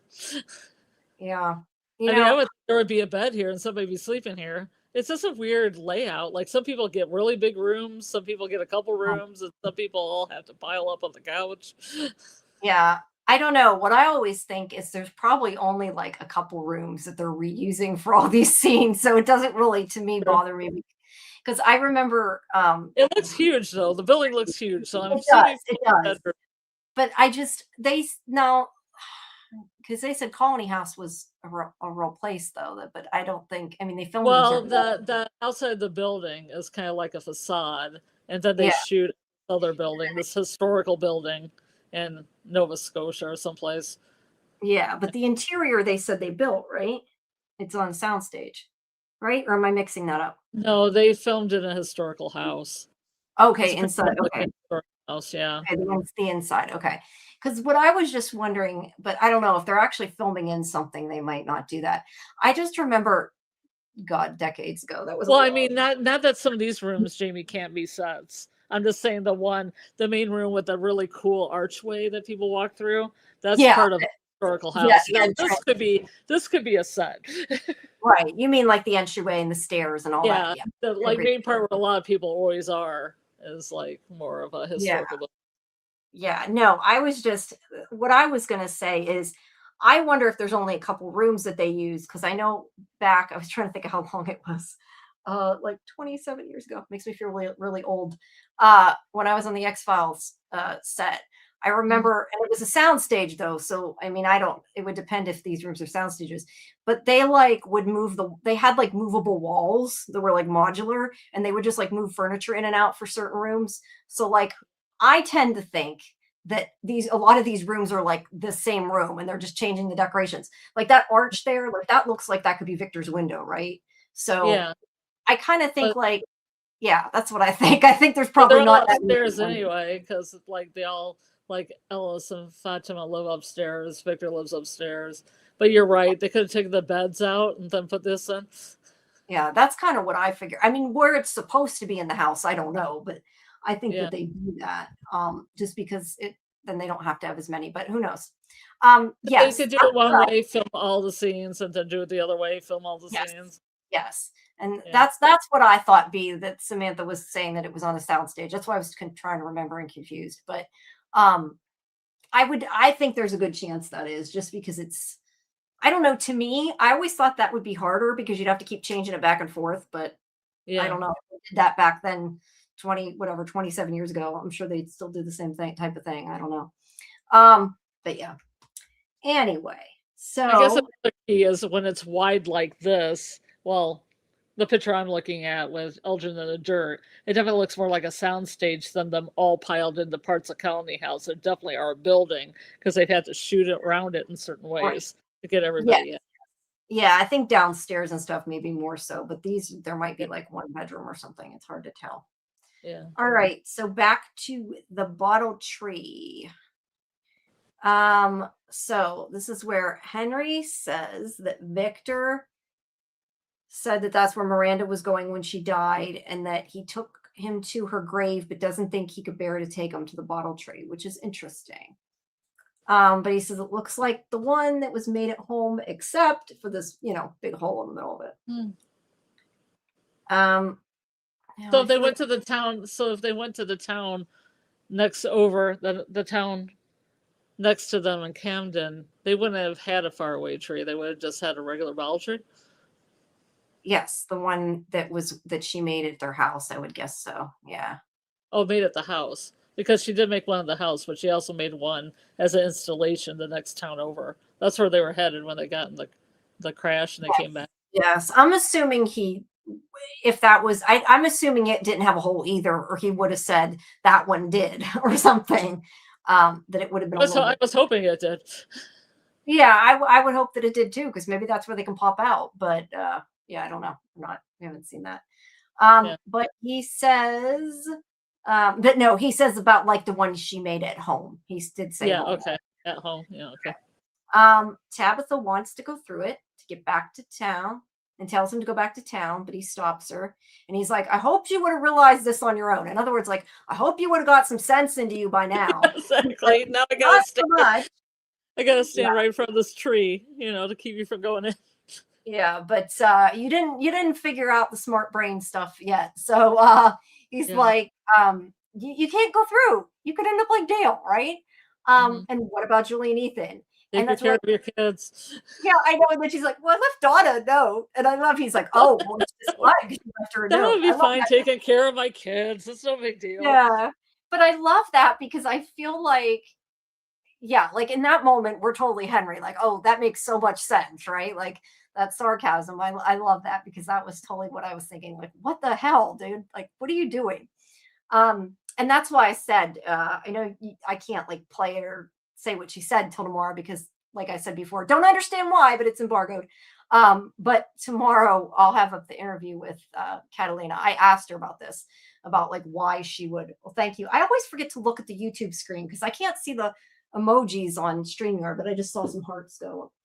What was I saying? Oh, I asked her about why she would do this because I was kind of like, this is so weird. Like it irked me that she did this because I'm thinking a couple things and I didn't get, to explain my whole thoughts, but part of me is thinking to begin with, you say you're doing this for your kids, but you're leaving your kids behind to do this. So how is this for your kids? Number one, maybe like, it's your kids. Kids. But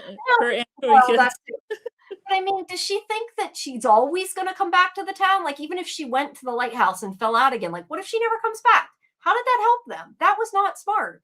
So yeah, I don't understand the point to this at all. But yeah, that's why he's saying like, no, you need to take care of your kids. And she's like, well, what am I supposed to do? I can't just do nothing. I need to find the lighthouse again and get everybody home. And if it doesn't work, something, Tabitha. Huh? What? Parenting is something, Tabitha. You're right. Parenting is something. But yeah, she says, well, I'll try something else if it don't work. And it's like, oh, if you're dead, you can't. And she asks what else she's supposed to do. And he tells her that if you want to go, you've got to go through me. Which, yeah, I don't know that was true, but it was, I liked it. Did someone see the episode 4 promo? I did not. And, yeah, I did not see the promo, so I don't know. And I know not everybody wants to see them. So it took me 4 seasons for me to see what others were saying about bad parenting for Tabitha and Jim. Left on a note, I was like, wow, seriously. That's why I said if Karen argues with me tomorrow, like, no, she better not argue with me. Because I can't say that. I was going to say about what she said, but I can't say that yet because it is embargoed. But yeah. If Karen argues with me tomorrow, like I'm gonna have a lot. Like, how can you say that's good parenting? But look, I get that she's probably grieving and she's not thinking straight. But yeah, I'm with Henry, right? I'm like, what are you doing? So I do think it's kind of funny though. Well, you can only have Ethan slip out of your house so many times. Yes, I know, right? But he said, I thought looking away was Tabitha's way of tricking Henry away from the tree so she could jump in. I never thought about that. That is so funny when she sees a boy in white. Yes, I had not thought of that, B. That's a good point. Samuel, Mother of the Year right here. Yeah. Look, I think she's going to get slack for a lot of that stuff. I think that people are going to agree. A lot of people are going to agree with me. Yes. That's what we were saying, and I was trying to remember what she said, that there's indoor part and outdoor part, but I'm pretty sure she said the rooms were sound stages. So they're inside. So yeah, anyway, she doesn't agree with him. Yeah, because the only reason she stops is because they suddenly see the boy in white. Now, I think it's pretty apparent that he saw him too. At least it seemed. I don't think he said anything about him, did he? But I'm pretty sure he saw him too. He's staring at him, so I don't see how he could have not. Because otherwise, he would have been like, "Who are you talking to?" Right? At least I would hope he would have said that if he didn't see him. I don't think the man in white is really a boy. Wait, what? Did I say man in white? Sorry, boy in white. Oh no! And Sarah said that. I don't think that boy in white is really a boy. Well, it's because he's becoming a man, Sarah. Becoming a man. Yeah, that's a good point. So anyway, what was I going to say? Oh, there's somebody said something about the boy in white. Hold on. That was what May said. I think the boy in white is simply an avatar of the tree. He's often present at the tree when needed and really did not like Victor hitting it with an axe. You know, he is always around the trees, isn't he? I hadn't really thought about that. Huh. Yeah, I thought about him being familiar with the fallen trees too. Yeah, but if you think about it, like Victor sees him in the woods. Sarah sees him. Well, Ethan sees him by Colony House, so that's kind of like. Yeah, really. But wasn't it kind of near the trees? I thought it was near the trees when he's seen him out the window. Well, I know what you're talking about. He's all around here. Oh, that's true. The woods is there. But outside the window. Yeah, but Sarah saw him near the cliffs, but like he was telling her about the trees, so it was sort of similar. Yeah. I don't know. I hadn't thought about that. Let's see. I think my chat is not updating somewhere. Okay, it wasn't updated on YouTube. It was updated here. Yes, he's almost the man in white. Maybe we should call him Little Man in White. That's kind of rude, though. That's mean. But no, it makes me laugh. Okay. So Tabitha's like, why are you here? More than that, she's like, why do you look so different? I love that. But this is like the second time they've done that, right? Like, yeah, she doesn't want to do it with her own child. Ethan, why do you look so different? Yeah, but I like that that they keep referencing he's aged.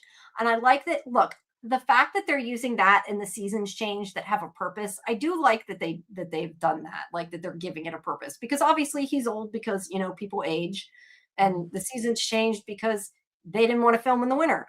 But I like that they're making it. That's why I thought they were going to dump, like, Julia was going to dump Ethan somewhere where she was story walking. So, like, even when he showed up again, he'd be like the right age to where he is now.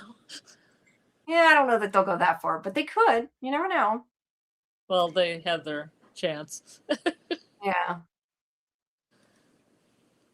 Is the boy in white part of the other Inkui? I'm assuming that is supposed to be. So I'm thinking maybe he means like that's the plural. Yeah, I'm assuming, and correct me if I'm wrong, but I'm assuming Trey means is he one of the ones that was sacrificed? Maybe. I don't know. There's theories. There's 7 of them, but there was actually one kind of escaped. Yeah, we've talked about that before. But he looks more modern. He's just dressed a little bit more modern than the other ones are. Yes, that's a good point. Although the other ones are like all like dead, so it's. I think they look more. They all have curvy and stuff because they were born in darkness and raised in darkness. Yeah. Given vitamin C. Yes. Boy in white is an avatar of the tree, the place it grows with the protection of the cycle. Last cycle, he didn't make it past being a boy. Yeah, maybe he has to keep growing. I don't know.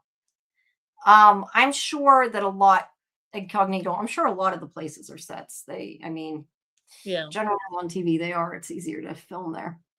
So anyway, he tells her she's asking the wrong questions, and then she says, will the tree take her back to the lighthouse? And he says, I don't think so.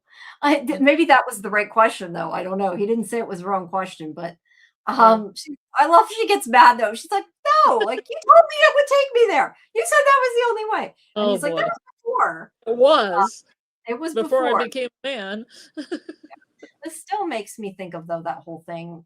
And I brought this up the other day, but I still can't get that idea of them being portals in a turning planet, and that's why they move. I still can't get that out of my head. And that's just because of S.H.I.E.L.D., but I still can't get it out of my head. At first, I thought the smaller boy in white had a major growth spurt. Yes. Well, it's all the same actor, though. I mean, it's all Buck Smith, yeah.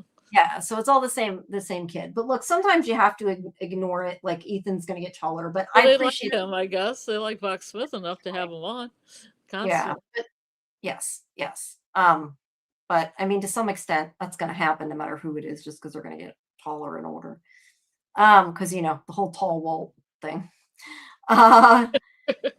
I know you don't watch Lost. You've told me that enough times. Yeah, I know, but I get what you're saying there. I know enough about Lost. Well, no, we used to always make jokes about it and call him Tall Walt because I mean he grew like a foot in a season. He got Yeah. really tall, and then Well, they took him off the show for a like while. Javi. You got Javi in Yellow Jackets too, where everybody's like, "Oh, poor little Javi," when he's like taller than some of the actresses. Yeah. Well, I think with Lost, it seems like that's why they took him off the show for a while because he Yeah. he was on it a lot, and then he grew like a foot and he disappeared. Yes, you can see some set pieces of on the behind the scenes picture. All right, so she tells him to stop talking in riddles, and he says, "You're getting close now, but I'm afraid you're running out of time." Which is a riddle. Could be a riddle, yes. Kind of cryptic. Yeah. They hear Ethan yelling as he's chasing Victor, so they turn away. And when they turn back, he's gone. That keeps happening. Trickster. No, but I because I'm reading the recaps and like describing things. Like that happens when like the man in yellow is looking at Julie. And it happens when like Ethan is looking at Jim. Like guys. Yeah, but future Julie got yanked back through story walking. So that one makes sense. That one does make sense. But I mean, like, same thing like with Jim. I feel like if you're talking to somebody who may or may not be a ghost or may or may not be an entity, don't turn around for anything until you're done the conversation. That's what I thought Jim was a boy in white too, because he disappeared the same way. He was like poof. I don't know about boy in white chick right there. He's poof. Maybe. But my point is, if you're having a conversation with an entity or a ghost or something like that and look them dead in the eyes. Look them dead in the eyes, don't turn away. And there's two of them too. They both looked away like, dude, what the hell? Time. Yeah. Incognito says, boy in white is a manifestation of something for sure. The children, the so-called good side at the moment, I can't tell. I don't know either. But I agree. I do think the boy in white is on the side of good. Chaotic good. Yeah, yes, it could be chaotic good. But I mean, he's also dressed in white. So, I mean, that could be a trick, but I mean, usually in a show, white is good. Like other shows. I was gonna say like Lost, this white. It be sympathy with the Ankui kids. Like because they wear white, he wears white. Yeah. Kimberly, I believe so. I mean, look, like I said, if he didn't see him, wouldn't he have said to Tabitha, "Who are you talking to?" So I have to say yes, because to me it makes no sense if he didn't. That's personally, I have to say yes. I think so. But they hear Victor, and they go over to find him. And let's see, he holds him because he's crying, and he says that Victor's. He always makes me cry. He says that he told himself it wasn't real. I was trying to think. Did we see any drawings of the man in yellow? That Victor, which one? Miranda made a painting, but Victor's drawing is buried somewhere. Yeah, Victor or Eloise. Well, trailer notwithstanding. We haven't seen any. No, Jamie. Okay. Well, because the reason why I was saying that and wondering is because, like he said earlier in the episode, I draw things to remember, right? So to me, him saying I thought it wasn't real, like I think that he did not draw whatever it was. Or did he see that painting? Did Victor as a kid see that painting? I don't think. Well, I don't know. I mean, what's the timeline on that? Because she dropped acid. They had the kid. She had him. Yeah, he'd be way too young. But maybe he wouldn't. Because it to see it. Depends when she painted it. Depends when she painted it, and depends when they ended up in Fromville. Really? Yeah, he was pretty young. I feel like would he remember that many decades? What it looked like? I don't know. I mean, I could be wrong, but I would think a kid that little wouldn't remember. After all the trauma, I feel like this is what they were trapped in 78, right? So 2008 is 40, 2018 is 50. No. God, that's bad that I'm trying to figure this out. He's about 10. So no, I know, but I'm trying to think. I'm trying to add in my head. Like a year there or whatever, he'd be about 9. Did she paint the painting? No, I know. No, I know that, but I was trying to think of how many years it is till now. It's almost 40 years. My point is that I think that a kid, like, I just don't know that you would remember 40 years ago what a painting looks like, especially with all that trauma. But I don't If it know. made you piss your pants, you would. Well, yeah, I guess, but I just mean I don't know specifically. Would you have remembered that? I don't know. We'd all be just as paranoid. We're all just as paranoid as the characters if we were trapped there. I agree. We would be. Hi, leave Moncure Blacksmith. I'm not sure how to say that. Yes, from the trailer, yes, but that has not we haven't actually seen anything yet. I didn't think. That's why I was asking, because I didn't remember it. All right. So yeah, he said that he told himself it wasn't real, and I think that's why he doesn't have any drawings right now. And then meanwhile, we have Jade, who's like, "What is this?" Oh, We have magic mushrooms. that's interesting. He's not sus about that anymore. All suddenly he's talking about, I need something to trip with, and these just magically appear in the forest. I know, right? Sus at all. Yeah. And the next one's of Myths and Monsters. What a long and strange trip it's been is number 5. I'm only bringing that up because I know before Kimberly was saying about that being the title of a Grateful Dead song. Yeah. 46 or 40, maybe it was 47. It's probably 47 because that's a number. No, I don't know. I just can't add in my head when it's 1 o'clock in the morning. I can't calculate in my head. Yeah. So yeah, it's a long time. Okay. So I lost, where was that? I closed out on my video. Hold on. Okay. So yeah, magic mushrooms. Jade's gonna be tripping. He's probably gonna be tripping. Well, yeah. Also, didn't I just say the song title has about a trip in it? Isn't it? What did I say? Long strange trip it's been. Yeah. So that's what it's gonna be tripping. Yeah, it could specifically be that. And yeah, Kimberly, I know Sizzy had said it because I didn't remember. Hi, Pop Forge. We've got a lot of new people tonight. That's great. What do you think about the theory of past versus future being the mystical forces behind Fromville? Past versus future. I'm not sure exactly what you mean. I'm trying to figure out exactly what this means. What do you think about? I don't know. Future is funny for me because the theme song itself says the future is not ours to see, and then when they talk about story walking, you can only story walk in chapters that have already been written. So future to me is always kind of tricky. Now Mari kind of has futuristic visions, but I'm not sure if that's future versus past that they're talking about, because I think the Cicada 3 has special powers, like I've said before. Like Julie can go into the past, Mari sees the future, Randall, question mark, probably present power of some kind. Yeah, I definitely think, I mean, there's definitely dealing with both. Yeah, but I don't know, a future being, though, that'd be kind of interesting. Yeah. We know the past, but the future is not ours to see. And it's not ours to see. Look, I've said before, as long as they kind of follow their own rules and don't do something like completely wacky that doesn't work with the story, then I'm okay with it.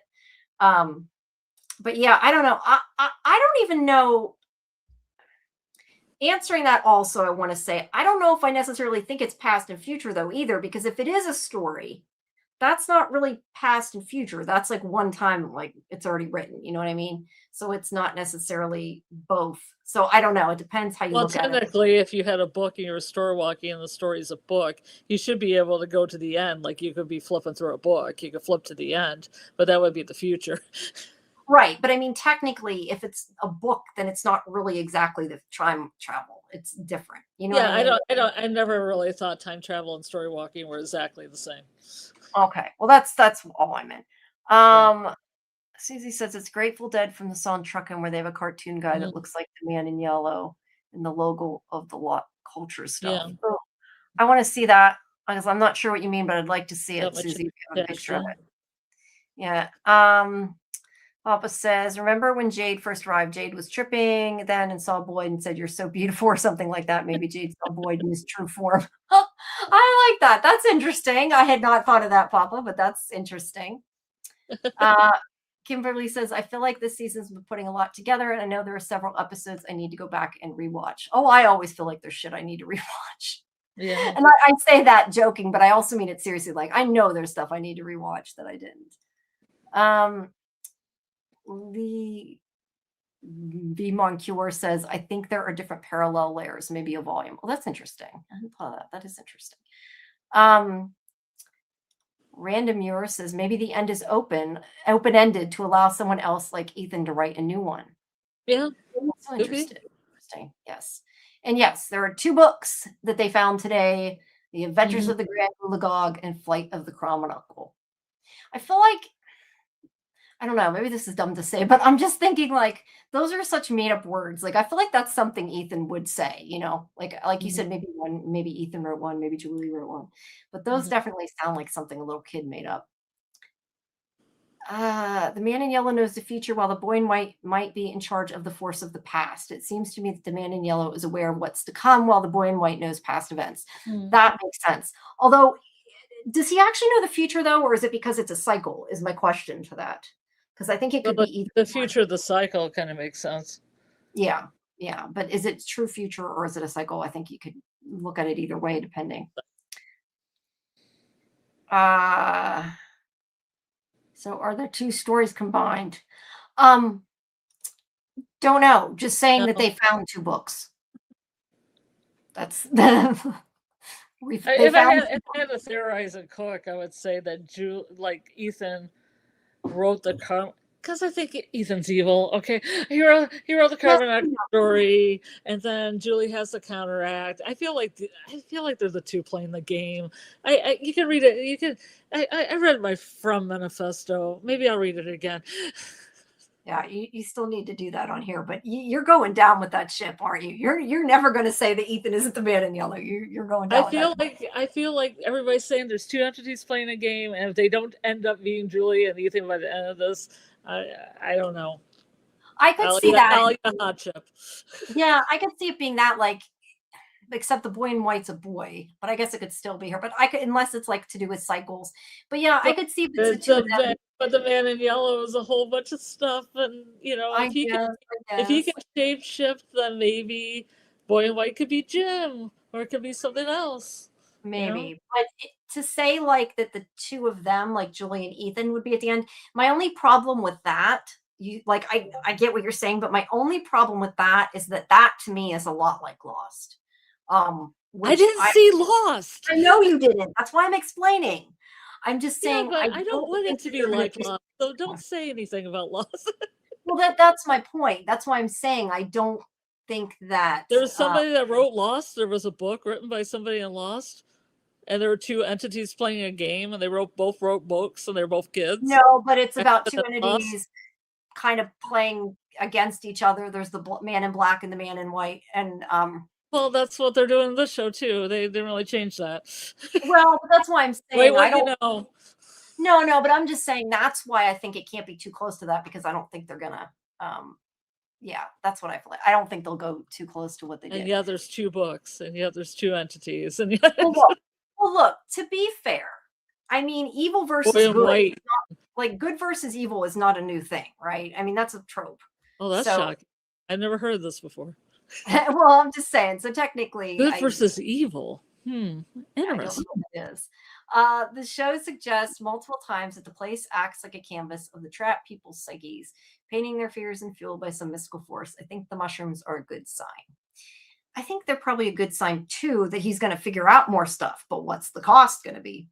The boy in white, like add those 2, like sprinkle some magic mushrooms for Jade while he's in the woods.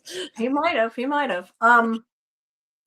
I tell you? And I thought of this, and now after I said this, I saw it pop up on Facebook everywhere. So I'm clearly not the only person that said this. I posted it in Discord. But like when I was looking at that picture that says, knowledge comes at a cost, I started thinking like knowledge comes at a Costa, like it was Costa, yeah. A lot of people were saying that now, so I don't know. Let's see. Well, knowledge is gonna come at a Costa because she's gonna be digging through that basement. Yeah, that's true. Oh no, don't skip Lost. Lost is awesome. Really Yeah, skip it. yeah, I'm sorry. I love Lost. I can't get Watch a behind that. recap. Yeah. Give some mushrooms to Victor, organize him, and Oh no, don't do that. all that. Give Scarlett some mushrooms and make her watch Lost. There you go. Why? Why you hate me? Why you hate me? I think more than the mushrooms being created from the good side is they gain traction. I'll watch a recap, but I won't watch all of it. It's too much of it.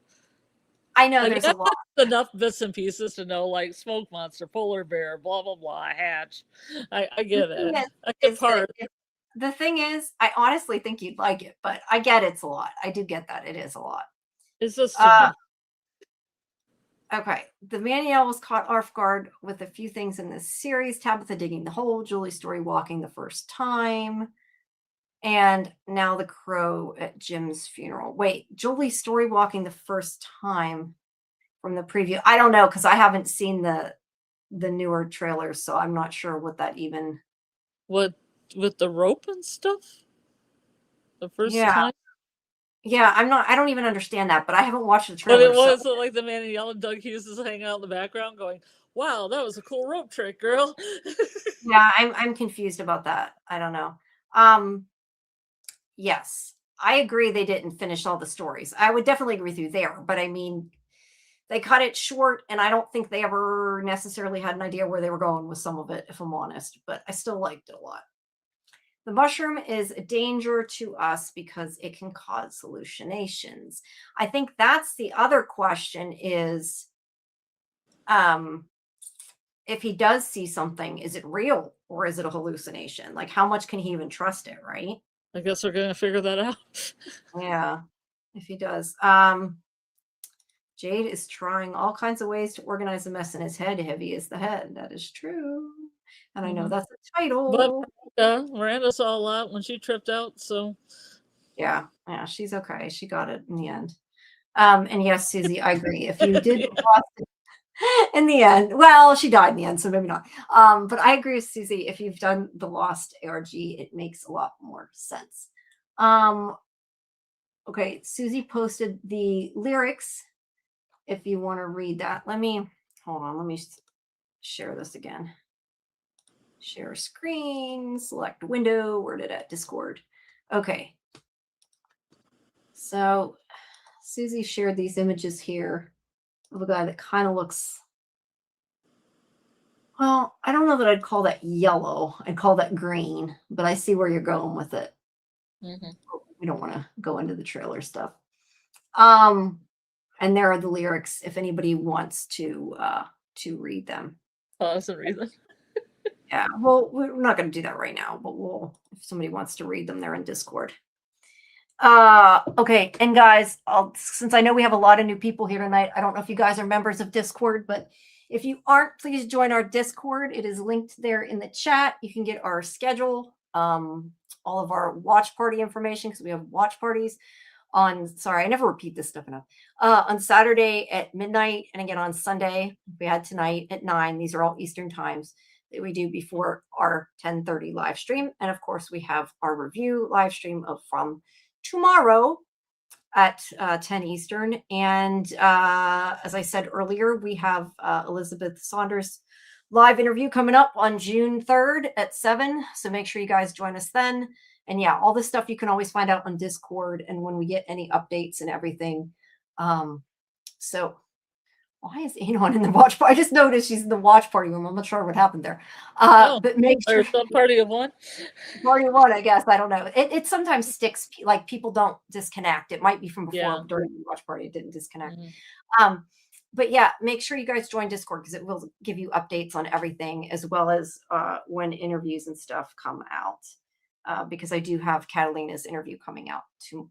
Well, I guess technically now today, considering it's after 1 a.m.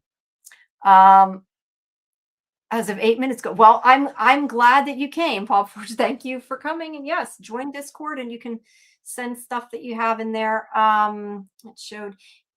Yeah, just the only thing I ask is if you're going to show the clip of if you're going to put an actual trailer clip, put it in the spoiler channel, because not everybody right now, after what happened with the trailer that where they released the wrong trailer. I know a lot of people don't Oh want to yeah, watch. yeah. So yeah, that's the only thing I say is put it in the Spoilers. spoiler for people who don't. I see Susie's a member. Did you join? I did not know that. I don't know. Did you win a subscription or did you get one, Susie? Thank you either way, but I just noticed you have a little icon. I did not notice that until now. It doesn't, I don't know why it doesn't give me notifications about this. It's weird. It doesn't. I happen to see the icon. So yeah, sorry, I got off track. Okay, so where is my picture? Okay, so Boyd. No. It's okay, Lee. I think everybody, I could be wrong, but I'm pretty sure everybody's seen the trailer from before that was at the beginning of the season. I think most people have watched that. I just know some of the new trailers now people don't want to see. That's why that's why I try to remember, and I might have even said something about it or read what you said, and I just tend to sometimes do that and forget. I'm trying to remember not to, because I know a lot of people don't want to see it. If you're going to talk about the new trailer, or really even the old one, it's better if you can put it in the spoiler channel if you're doing it on Discord. Here in the chat, I think everybody's kind of talked about it already, so it's not as big of a deal. I just am trying to keep everybody happy, and I know some people don't want to know. So, but you're good, and it's fine. Don't worry about it too much. I'm just trying to keep everything all good and not give away anything. Okay, so okay, where'd I go? Okay, so Boyd goes to see his wife's grave, and he says things are changing, and he's changing, and he's done things and said things that he doesn't like, if he likes who he's becoming. Thank you, Maze. We got another new member. Thank you. So happy, you guys. Appreciate it. I got new members now. That's always so helpful. So thank you for that. I got to start adding more stuff to the membership levels. The members only. Yeah. There's not a whole lot there. I need to add more, but I do appreciate the support. Yeah, CB, stop watching the new trailers. Yeah, a lot of people feel that way. I don't have to worry about it. So I don't watch them just because I have no reason to watch them, so I don't even tend to see them. I haven't seen anything new, but I mean, probably because I recap a lot, I probably will, but I don't really want to. But no, I get that. I mean, the only trailer I can say I definitely saw multiple times was the one that had my my quote in it. Oh yeah, you pull that right now. To find out when my international or national or whatever they call it quote's going to be in. I don't know where it's at. I'm going to have to write them and say, where can I see this? I would, because that's so cool that it was in there before. It made me happy. Miss J avoids the trailers. Yes. Everybody feels differently. And that's why too, I try not to say it, but I know some things we've kind of talked about, and that's my fault too. I don't feel the trailers used to be that bad though. They didn't. But the marketing department is who decides. And I know what made it worse was that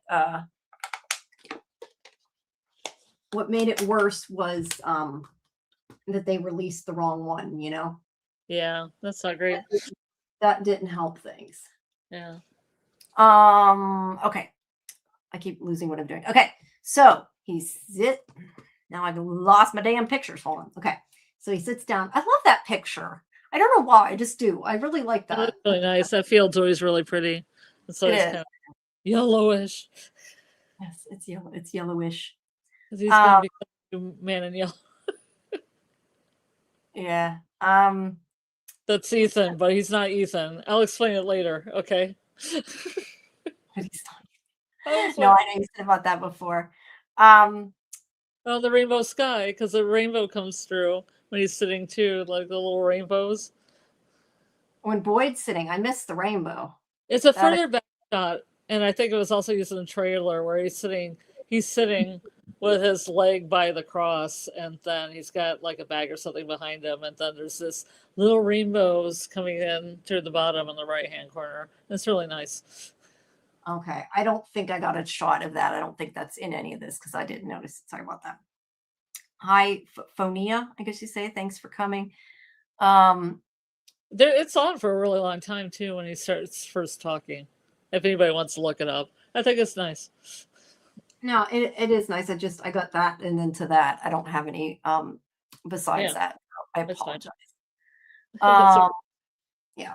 All right. So, yeah, he says that he doesn't know how. He says he doesn't know who else to be. He also says, yeah. he says, asks what if what Tabitha and Jade said they remember is true, and it feels like for the first time they're close to something. I think that's interesting too because he feels like they're getting answers, even if some people don't, right? Yeah. Uh, but he says that none of it matters if he can't hold the town together or if he loses the people. And he said he could really use some help from her, but doesn't know if there's anything she can do, if she can help him or come. Well, And here then she comes. here she comes. Here comes And we the help. see a hand. Now, Fletcher had asked me earlier if there was a ring and said that you said something about you thought you saw a ring. I went through frame by frame. There's I another did one. not see a ring this time when I looked. I did the same Okay. thing. I thought I did in the trailer, but I think it's when Boyd puts his hand on the ground. I think we're seeing his ring because I went frame by frame and did not see it.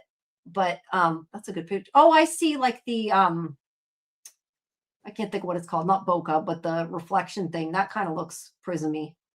Yeah, there's more of that. Yeah. There's the hand coming up. I thought I had both hands in one picture. I guess not. Yeah, once when it was a kind of a trick of the light, I thought it was a small wedding band, like the thinner one that Abby wore, but I'm like, I didn't see it when I paused it. I think it was just there. Yeah, I don't know. When I was going through it, I went frame by frame. I thought I got a picture of it, but I did. In the one, it shows the other hand too, and you can tell it doesn't. I think it was his hand on the ground. Was Boyd having a vision there? Or if Boyd was having a vision there, did he take a mushroom? Maybe. I don't know. I don't know. Just held himself to some of nature's treasures. Yeah. I noticed the Rambo Chew. I squinted for a bit to see if it meant anything. See, I didn't see it until now. That's why a lot of times I see things when I'm looking at these pictures. He looks back and there's no hole in the ground. At least I think that's what it was trying to show, is that there was no hole after he pulled his hand up. I love that shot. It's out of context. It's a cool shot. Well, now we know who knocked on the RV. That hand. Maybe. It's like Thing. Maybe it's like Thing. Could be. No, that would be funny, but probably isn't the right shot. Disembodied hand. Yeah. Boyd seemed potentially answered where the banging came. Oh, there. Agrees with you. Answers where the banging came from under the RV. There's no room under there. Then Abby Rishin appears. Yeah. If there's really hands coming up out of the ground, I don't know that I necessarily believe this is real. I think it depends if it's real or not. We'll have to wait and see. It seemed pretty real. Well, he was having nightmares before. I thought, but I guess we're not seeing him. But then there's no hole. Then there's no hole. Yes, which also made me kind of question that maybe it wasn't real. But she was really going for it. Yeah, whatever it was there. Parkinson's is accompanied by hallucinations pretty unusually, but I'm still not sure if he really has it or if it's his fears manifesting because of the town. Okay, one, I had never thought of that being his fear manifesting. I like that, Susie. I thought Christy said, though, there aren't hallucinations early, but I could be wrong. Maybe you're right. I don't know about that.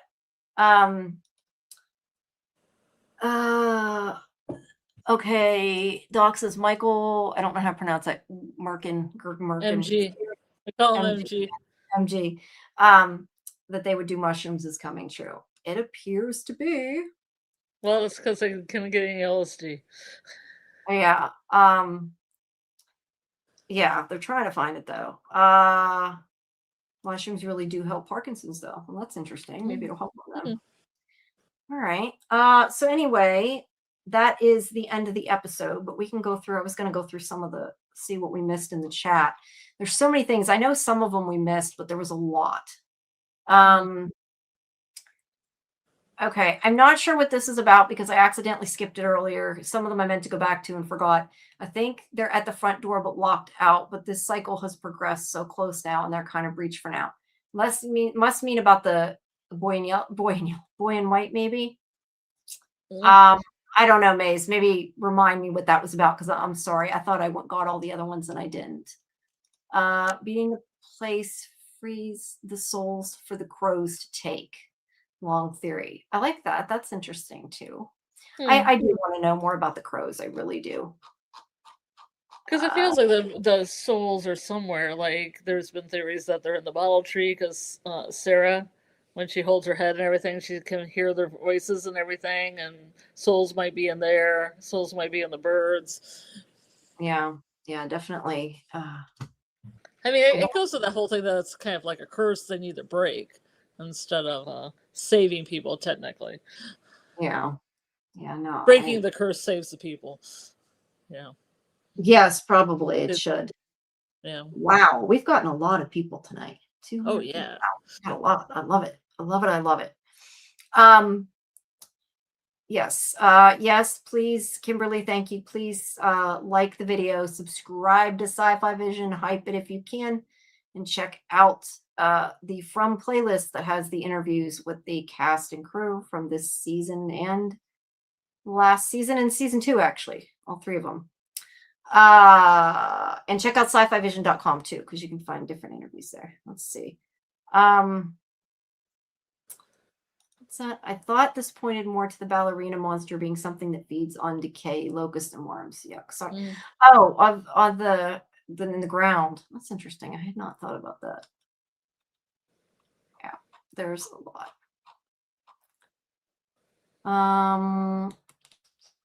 Let's see. I'm trying to see if there's anything in the chat we missed that I can put up that makes we're not so far past that I'm not sure what they're talking about. Let's see. That was about the trailer. I said he's got the idea from Henry about Miranda using drugs. The Dark doesn't want them experimenting with mind altering drugs. They probably don't because it might help him, but I guess we don't know. Like that's what I said before. Knowledge comes at a cost. What cost is it going to be if he does it and finds stuff out? Yeah, learn some stuff, but not too much stuff. Yeah, just learn a little bit here. A little bit. I wish they would actually write those books and we could buy them. I agree. I wish they would. You can buy a notebook that has the cover of the Flight of Carbonite on it, like on Etsy. Well, somebody made that, but yeah. Well, yeah. Well, no. Have any merch? That's another thing they could have. Yeah, they could have the boy keychain. They could have the boat keychain. They could have the Chia Pet Jade. They could have the books. You know, either just a notebook or something with the covers on them. Yes. Yeah, no, they don't do any of this. They don't. They should. But yeah, Funko Pops. Not even any Funko Pops. Nothing. Yeah, well, maybe they'll eventually have some Funkos. That I could see happening since it's getting more popular. But yes, I wish they would. Well, look, that's why if I go back to Lost again, they did that. I wish they'd do it for this. Mm-hmm. Remember those choose your own adventure books. I'm wondering if there's a little of that going on. If you choose this page, go to 78. If you choose that page, go to 108. That's cool. Yeah. That's interesting. Yeah. Throw the rope. If you go to page 78, you throw the rope. Throw if the rope. Yeah. 138, you throw the rope. Yes. So let's see. Any other? I gotta turn my camera off a second.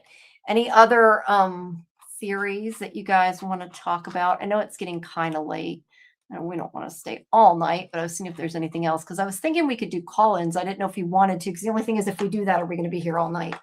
I don't know. That's up to you if you want to do that or not. If you want to do it while you get a snack. Okay, that's fair. I'm hungry since like 12 o'clock. Okay, then go get. Let me see. I got to get to StreamYard. Get a link. I'll be doing that and see if anybody wants to do it. Okay, are you still going to be here that I can talk to you, or are you disappearing completely? No, I'm disappearing in a puff of smoke.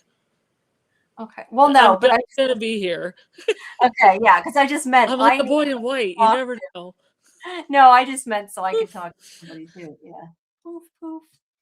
Yeah, my mic will be muted, but I will be getting pizza out of the fridge. Okay. I'll go fast. All right. Well, I am going to put the StreamYard link in the chat.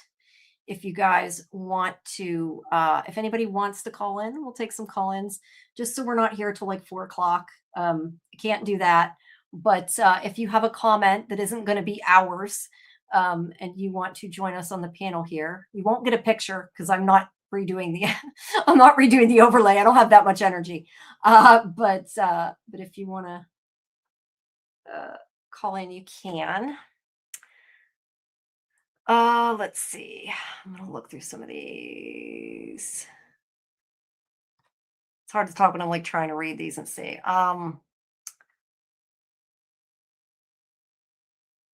Doc, who said that? I think I'm starting to remember things that I thought were dreams. I don't remember what that was. I mean, I remember it, but I don't remember who said it. I'm trying to remember. Oh, you said something else about dreams. Maybe you weren't talking about this specifically. I don't know. Miss J Review says, I think Jade is really Miranda reincarnated. I know we've talked about that before. Like, could it be he's Miranda and she's Christopher? But since she has Miranda's memories, I don't know. But it could be. I don't know everything, and I'm guessing on half the shit, so who knows? Okay. You're back. I was looking to see. I'm trying to. I'm agreed with you. I'm just making this stuff up, man. No, well, yeah, we're making a lot of it up, right? I mean, that's what it's about. Is it what we think? I was trying to see. Dang, I didn't see a rainbow. I didn't see it until Scarlett pointed it out. Susie had said that hand is not where the hand would be if the body was buried in that spot. That's true. I don't know if they would have went to that much detail, but I guess that is true. I didn't really think about that. It is kind of not, it would depend how they had about it. If going by the cross, I would agree with you. Fonia, if I'm pronouncing that right, had said before about Victor, notice why Victor was terrified. If it's what I think it is, it's a really dangerous place. Looks like someone mowed the grass. I like that, Miss J. It kind of does. It's nice. Although I did see some weeds, so I don't know. Maybe not. It's that hand. Yeah, it's the hand. Let's see. Talking about the preview. I'm kind of skipping the trailer stuff because we already talked about that. Okay, that was about Lost. Acosta in Spanish means to rest. Interesting. Well, she's definitely not restful, is she? Definitely not restful. Okay, let's see. Mushrooms. More about mushrooms. Let's see. Had Victor mentioned the man in yellow to the people yet? Ever? I don't think he had. I don't believe so. Unless I'm forgetting something, I don't believe so. No. Yeah. But yeah, Susie, whenever you're ready, feel free. We'll bring you in here.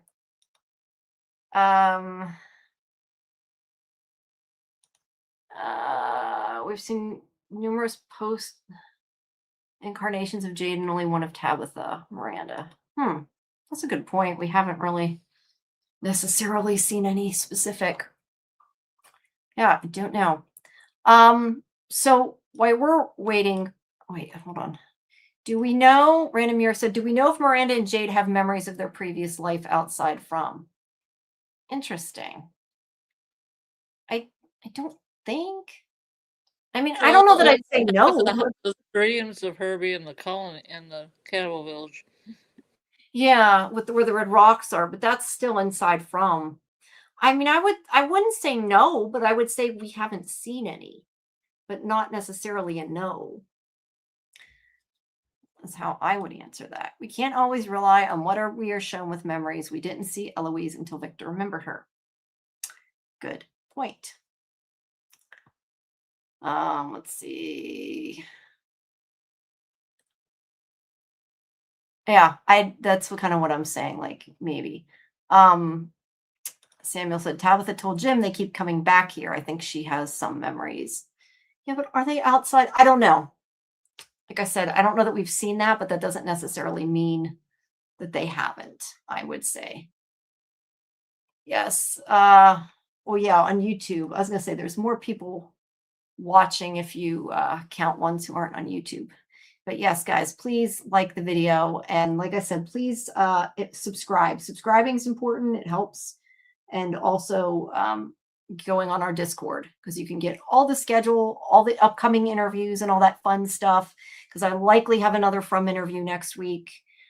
We might be doing a giveaway next week that'll be really good. So people need to tune into that. And yeah, like I said, my interview with Catalina will be up later, technically today, but I'm saying tomorrow. So that'll be up soon too. And we have Elizabeth Saunders coming live on the 3rd of June. Maybe we get to see more of Tabitha's past version, so wait and see. We might. So when we've seen Chris, were they memories or just a flashback? I can't remember. I think they were a flashback. I think they were a flashback, but I don't remember for sure. What, Christopher? Flashback? Yeah, it was a flashback, wasn't it, as opposed to a memory? Oh, it was Victor's memory. That when he thought. Oh, okay, that's true. Yeah, I guess it was Victor's memory, but it was sort of a flashback too, the way they did it. Jade's memory when he was on the roof. Remember Christopher was on the roof with Jasper, and Jade fell off the roof. Yeah, you're right. You're right. I think it's more the way they did it. Yeah. Well, I don't know. I guess maybe Susie isn't going to call in. I thought Susie was going to call in. Anybody else? I think Jade is Christopher. As for Tabitha, we just can wait for new content. I am glad that you are excited about Elizabeth coming, B. I am very excited too. I think that's going to be a good interview, and we'll have lots of questions. Yes, was in Victor's memories. You're right, Fletcher. You and Scarlett were right.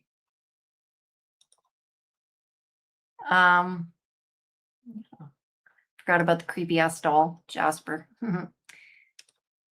Well, so what? Let me ask you, Scarlett. Why we'll wait and see if she does call in, or anybody does decide to call in. What? Would you have any theories about what's coming or what you think is going to happen?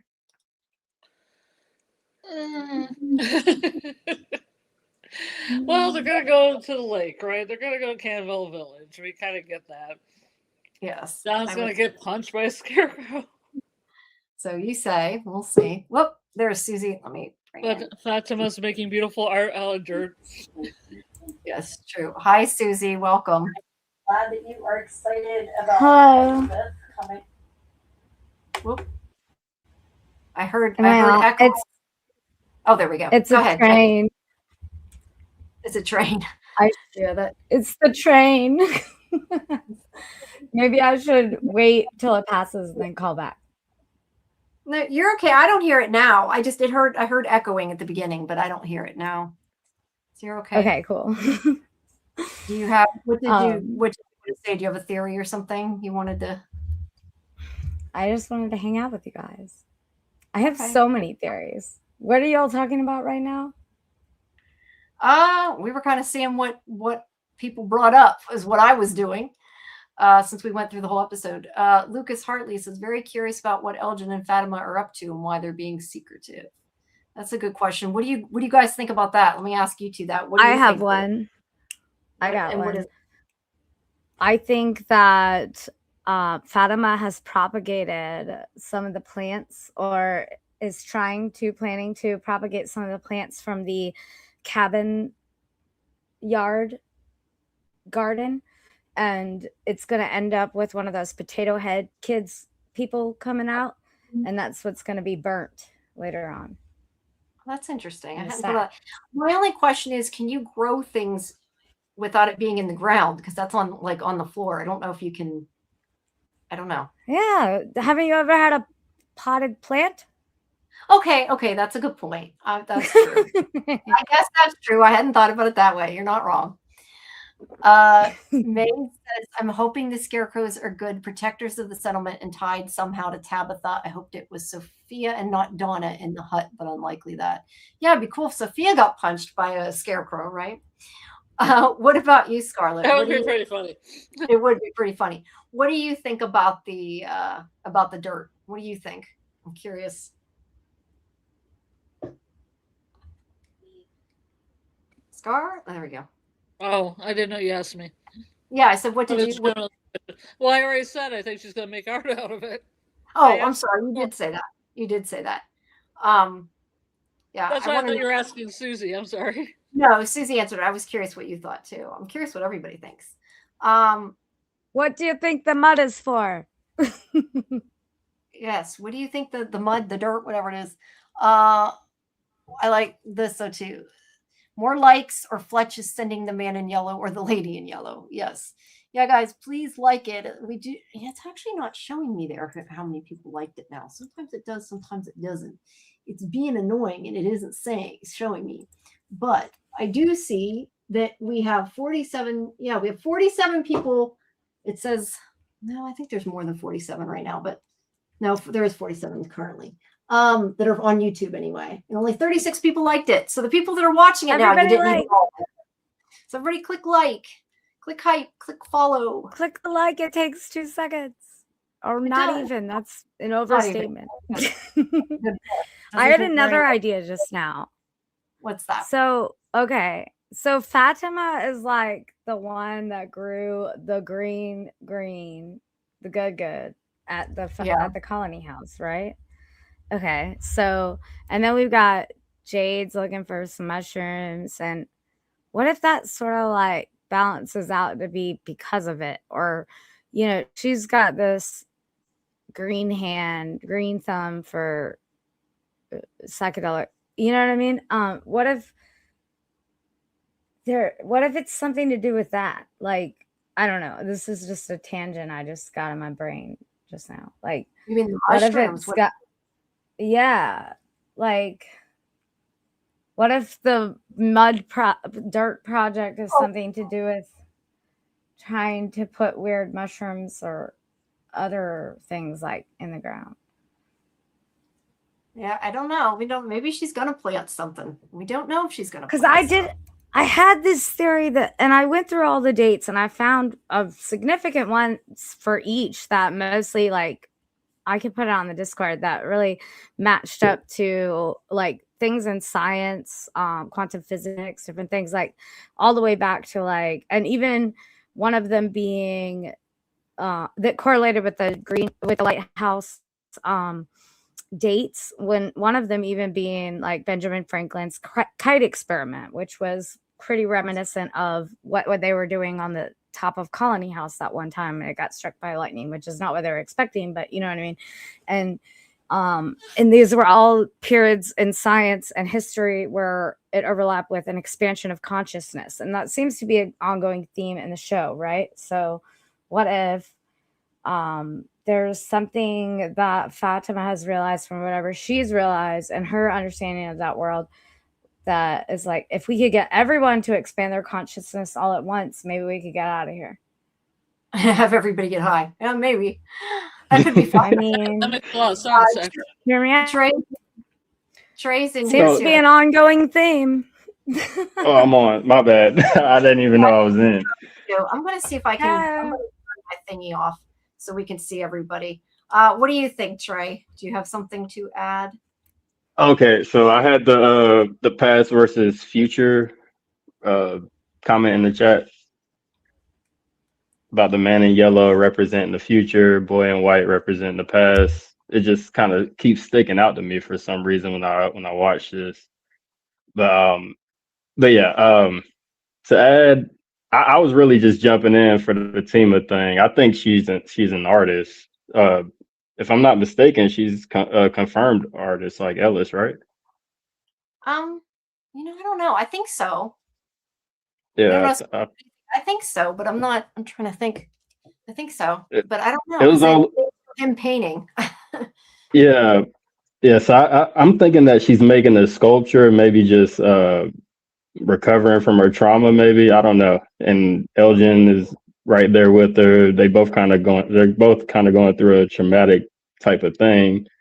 And I think that's why she was willing to let him help. I don't know. That's a very weak theory for that one, but knowing from is probably much bigger than that. But I'd like the idea though that she's trying to help him with his trauma though too, because it might. I like that. Yeah, because it didn't make sense. I'm like, why? Like, they're just homies now. They're just cool now after what just happened like a couple nights ago. I'm like, who even left them alone together in the same building? You know. Yeah, they might not. They might hurt each other. I don't know. No, that's funny. That's what I wondered that one time when Kenny and Sarah were together all night. I'm like, who put those two together in a building? Yeah. Yeah. Like Ella's just out here doing side quests and, kill 3 goblins, just the basic quest that you would do in any video game. But yeah. That was really one thing I wanted to chime in about, unless you wanted to talk more about the future and past forces. Yeah, I was kind of curious about the future. Like, why do you think the man in yellow is from the? Is he the future one? Yes, I believe he's the future. Yeah. I think he seems so powerful as a villain. Oh, sorry. No, I was just saying Fletcher likes what you're saying. Go ahead. Yeah, it just seems like he's aware of what's about to happen. It seems like he's making those type of statements, and like he understands what is going to happen, what usually happens. While the boy in white seems like he's trying to change what is to come, and kind of interfere in his own way, by using other forces. Like I think the crows are probably on his side. It seems like they're trying to send a signal of some sort. I'm not really clear on that yet, but every time they appear, it just seems like they're not there to hurt or hunt or disrupt the characters. And the boy in white, we already know that he's on the good side. He's the one who's getting people out of trouble, guiding them towards trees, giving them those little signs. And it seems like he's been doing that for several cycles of this story, and he's kind of fed up. That's just my opinion, but he knows what's happened before, what happens every time, and he's trying his best. Your audio is kind of going out a little bit. Oh, sorry. Okay, can you hear me? Yeah. Okay, all right. So I think the boy in white is trying to send his own little signals. He's always the one that's getting people out of trouble, guiding them towards the trees. He's very vague in his explanations. I think it's because, well, I don't know why, but I think it's because he's been through it a lot. He's been through these cycles a few times, and he's tried to put it in plain words for people, and they failed, I guess, in previous cycles. Dang, I just had a point, and I think I was breaking up when I said it, but it's okay. Yeah. He it just seems like he's always getting people out of trouble, so he's like the clear good guy on the other side, but sorry, I lost the point that I had. I was trying to get back to it, but if you figure it out or remember, you can bring it back. But yeah, I agree. I think the boy in white is probably on the good side. But mostly in the past, though, that's my thing. Like, it seems like he's trying to change events that usually happen. All right, it's interesting. Yeah, I think it's hard to tell because, like I said earlier, the thing is you also have the idea of the cycle. So, do they know things because does the man in yellow know things because he saw the future? And is the boy in white the same thing, trying to change the past, or is it about trying to change it like this time around type of thing? Mm-hmm. That bootstrap paradox will get you. Yeah, it will. Let's see. Lucas Hartley said, very curious about what Elgin and Fatima are up to. Oh wait, we said that before. Sorry, I was thinking that said Ellis and Fatima. That's Elgin. We already know that. I just put that up. Sorry. Oh, I don't know how to say that. Alsal Musk Wanistus. I'm not sure how to say that, but thinks Fatima and Elgin will be villains. Whoop, we lost Trey there. I don't know if he disconnected on purpose, but we lost him. And the beginning of that was, I feel like I had the beginning of that somewhere. But anyway, that person thinks that Fatima and Elgin will become villains. Okay, this was one I was going to put up. I wonder if Fatima and Elgin getting instructions from some supernatural forces again, or if they're acting on their own. That's interesting. Oops.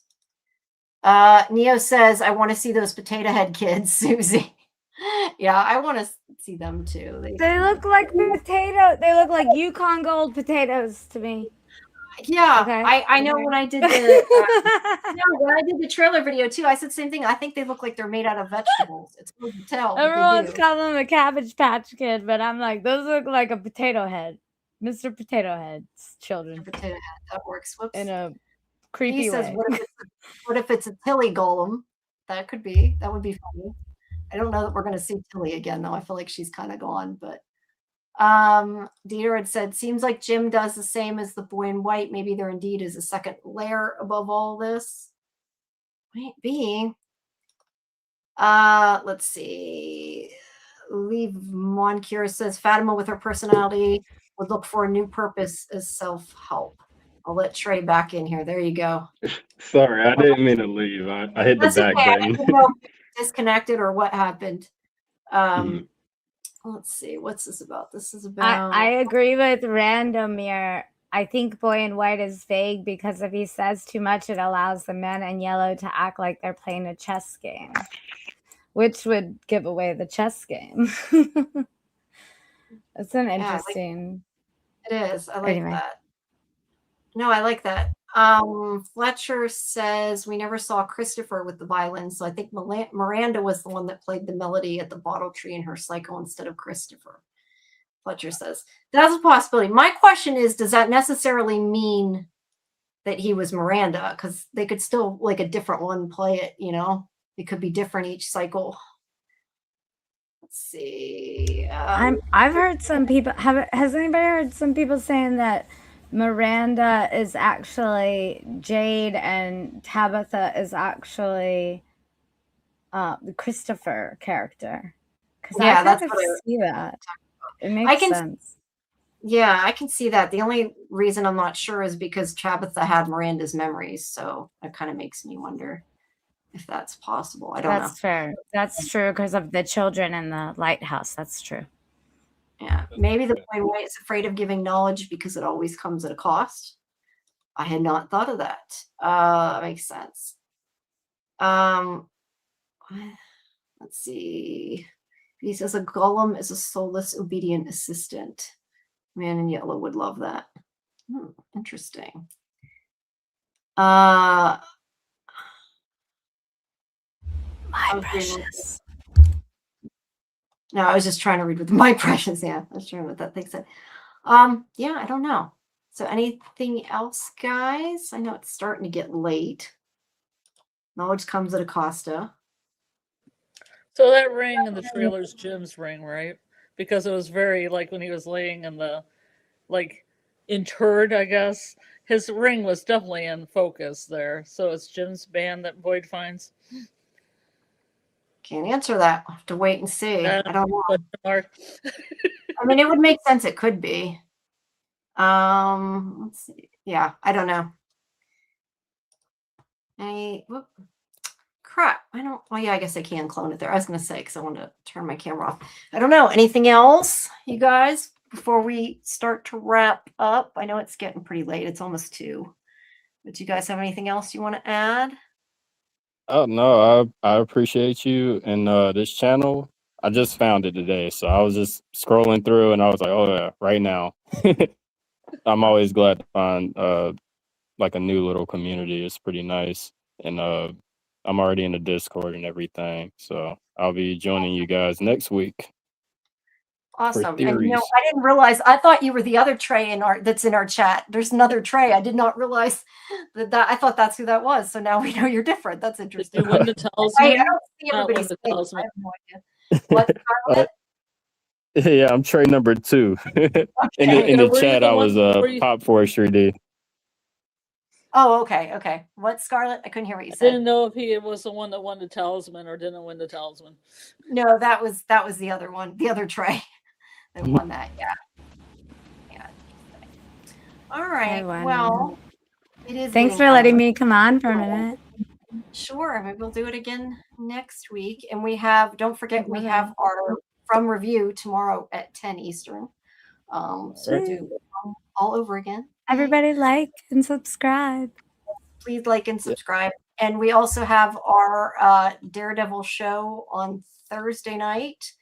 And we're going to be doing Widow's Bay on Wednesday this week. And then it'll be switching to Thursday next week. So lots of stuff. So go on Discord. You'll find the schedule. I'm going to put it all up there once I schedule the episodes and make sure it's all up there. But it's going to be a long week. There's a lot. I didn't notice your picture has a raven on your shoulder too. That's cute. What? I think it's just part of the cosmic thing. The picture, everybody. The picture that Jamie has up when she goes away from her camera is cute. Yeah, that's the logo. I couldn't know what you meant. Yes, that's the logo for the site. Will we do watch parties for Widow's Bay? I love that show already. Yeah, I'm just thinking. I don't know if I can this week though, guys, because we're doing so much. I don't know if we can this week, but we definitely can once we're done with Daredevil. We'll see. So I said, come. You should do it as a members thing, like a members thing. Yeah, I could do that. That's a good point. Yeah. Yes, I do have a members only Discord channel, although nobody really uses it yet. You guys will have to go in there and talk amongst yourself. I'll have to add you guys to the members. I gotta add more stuff to that.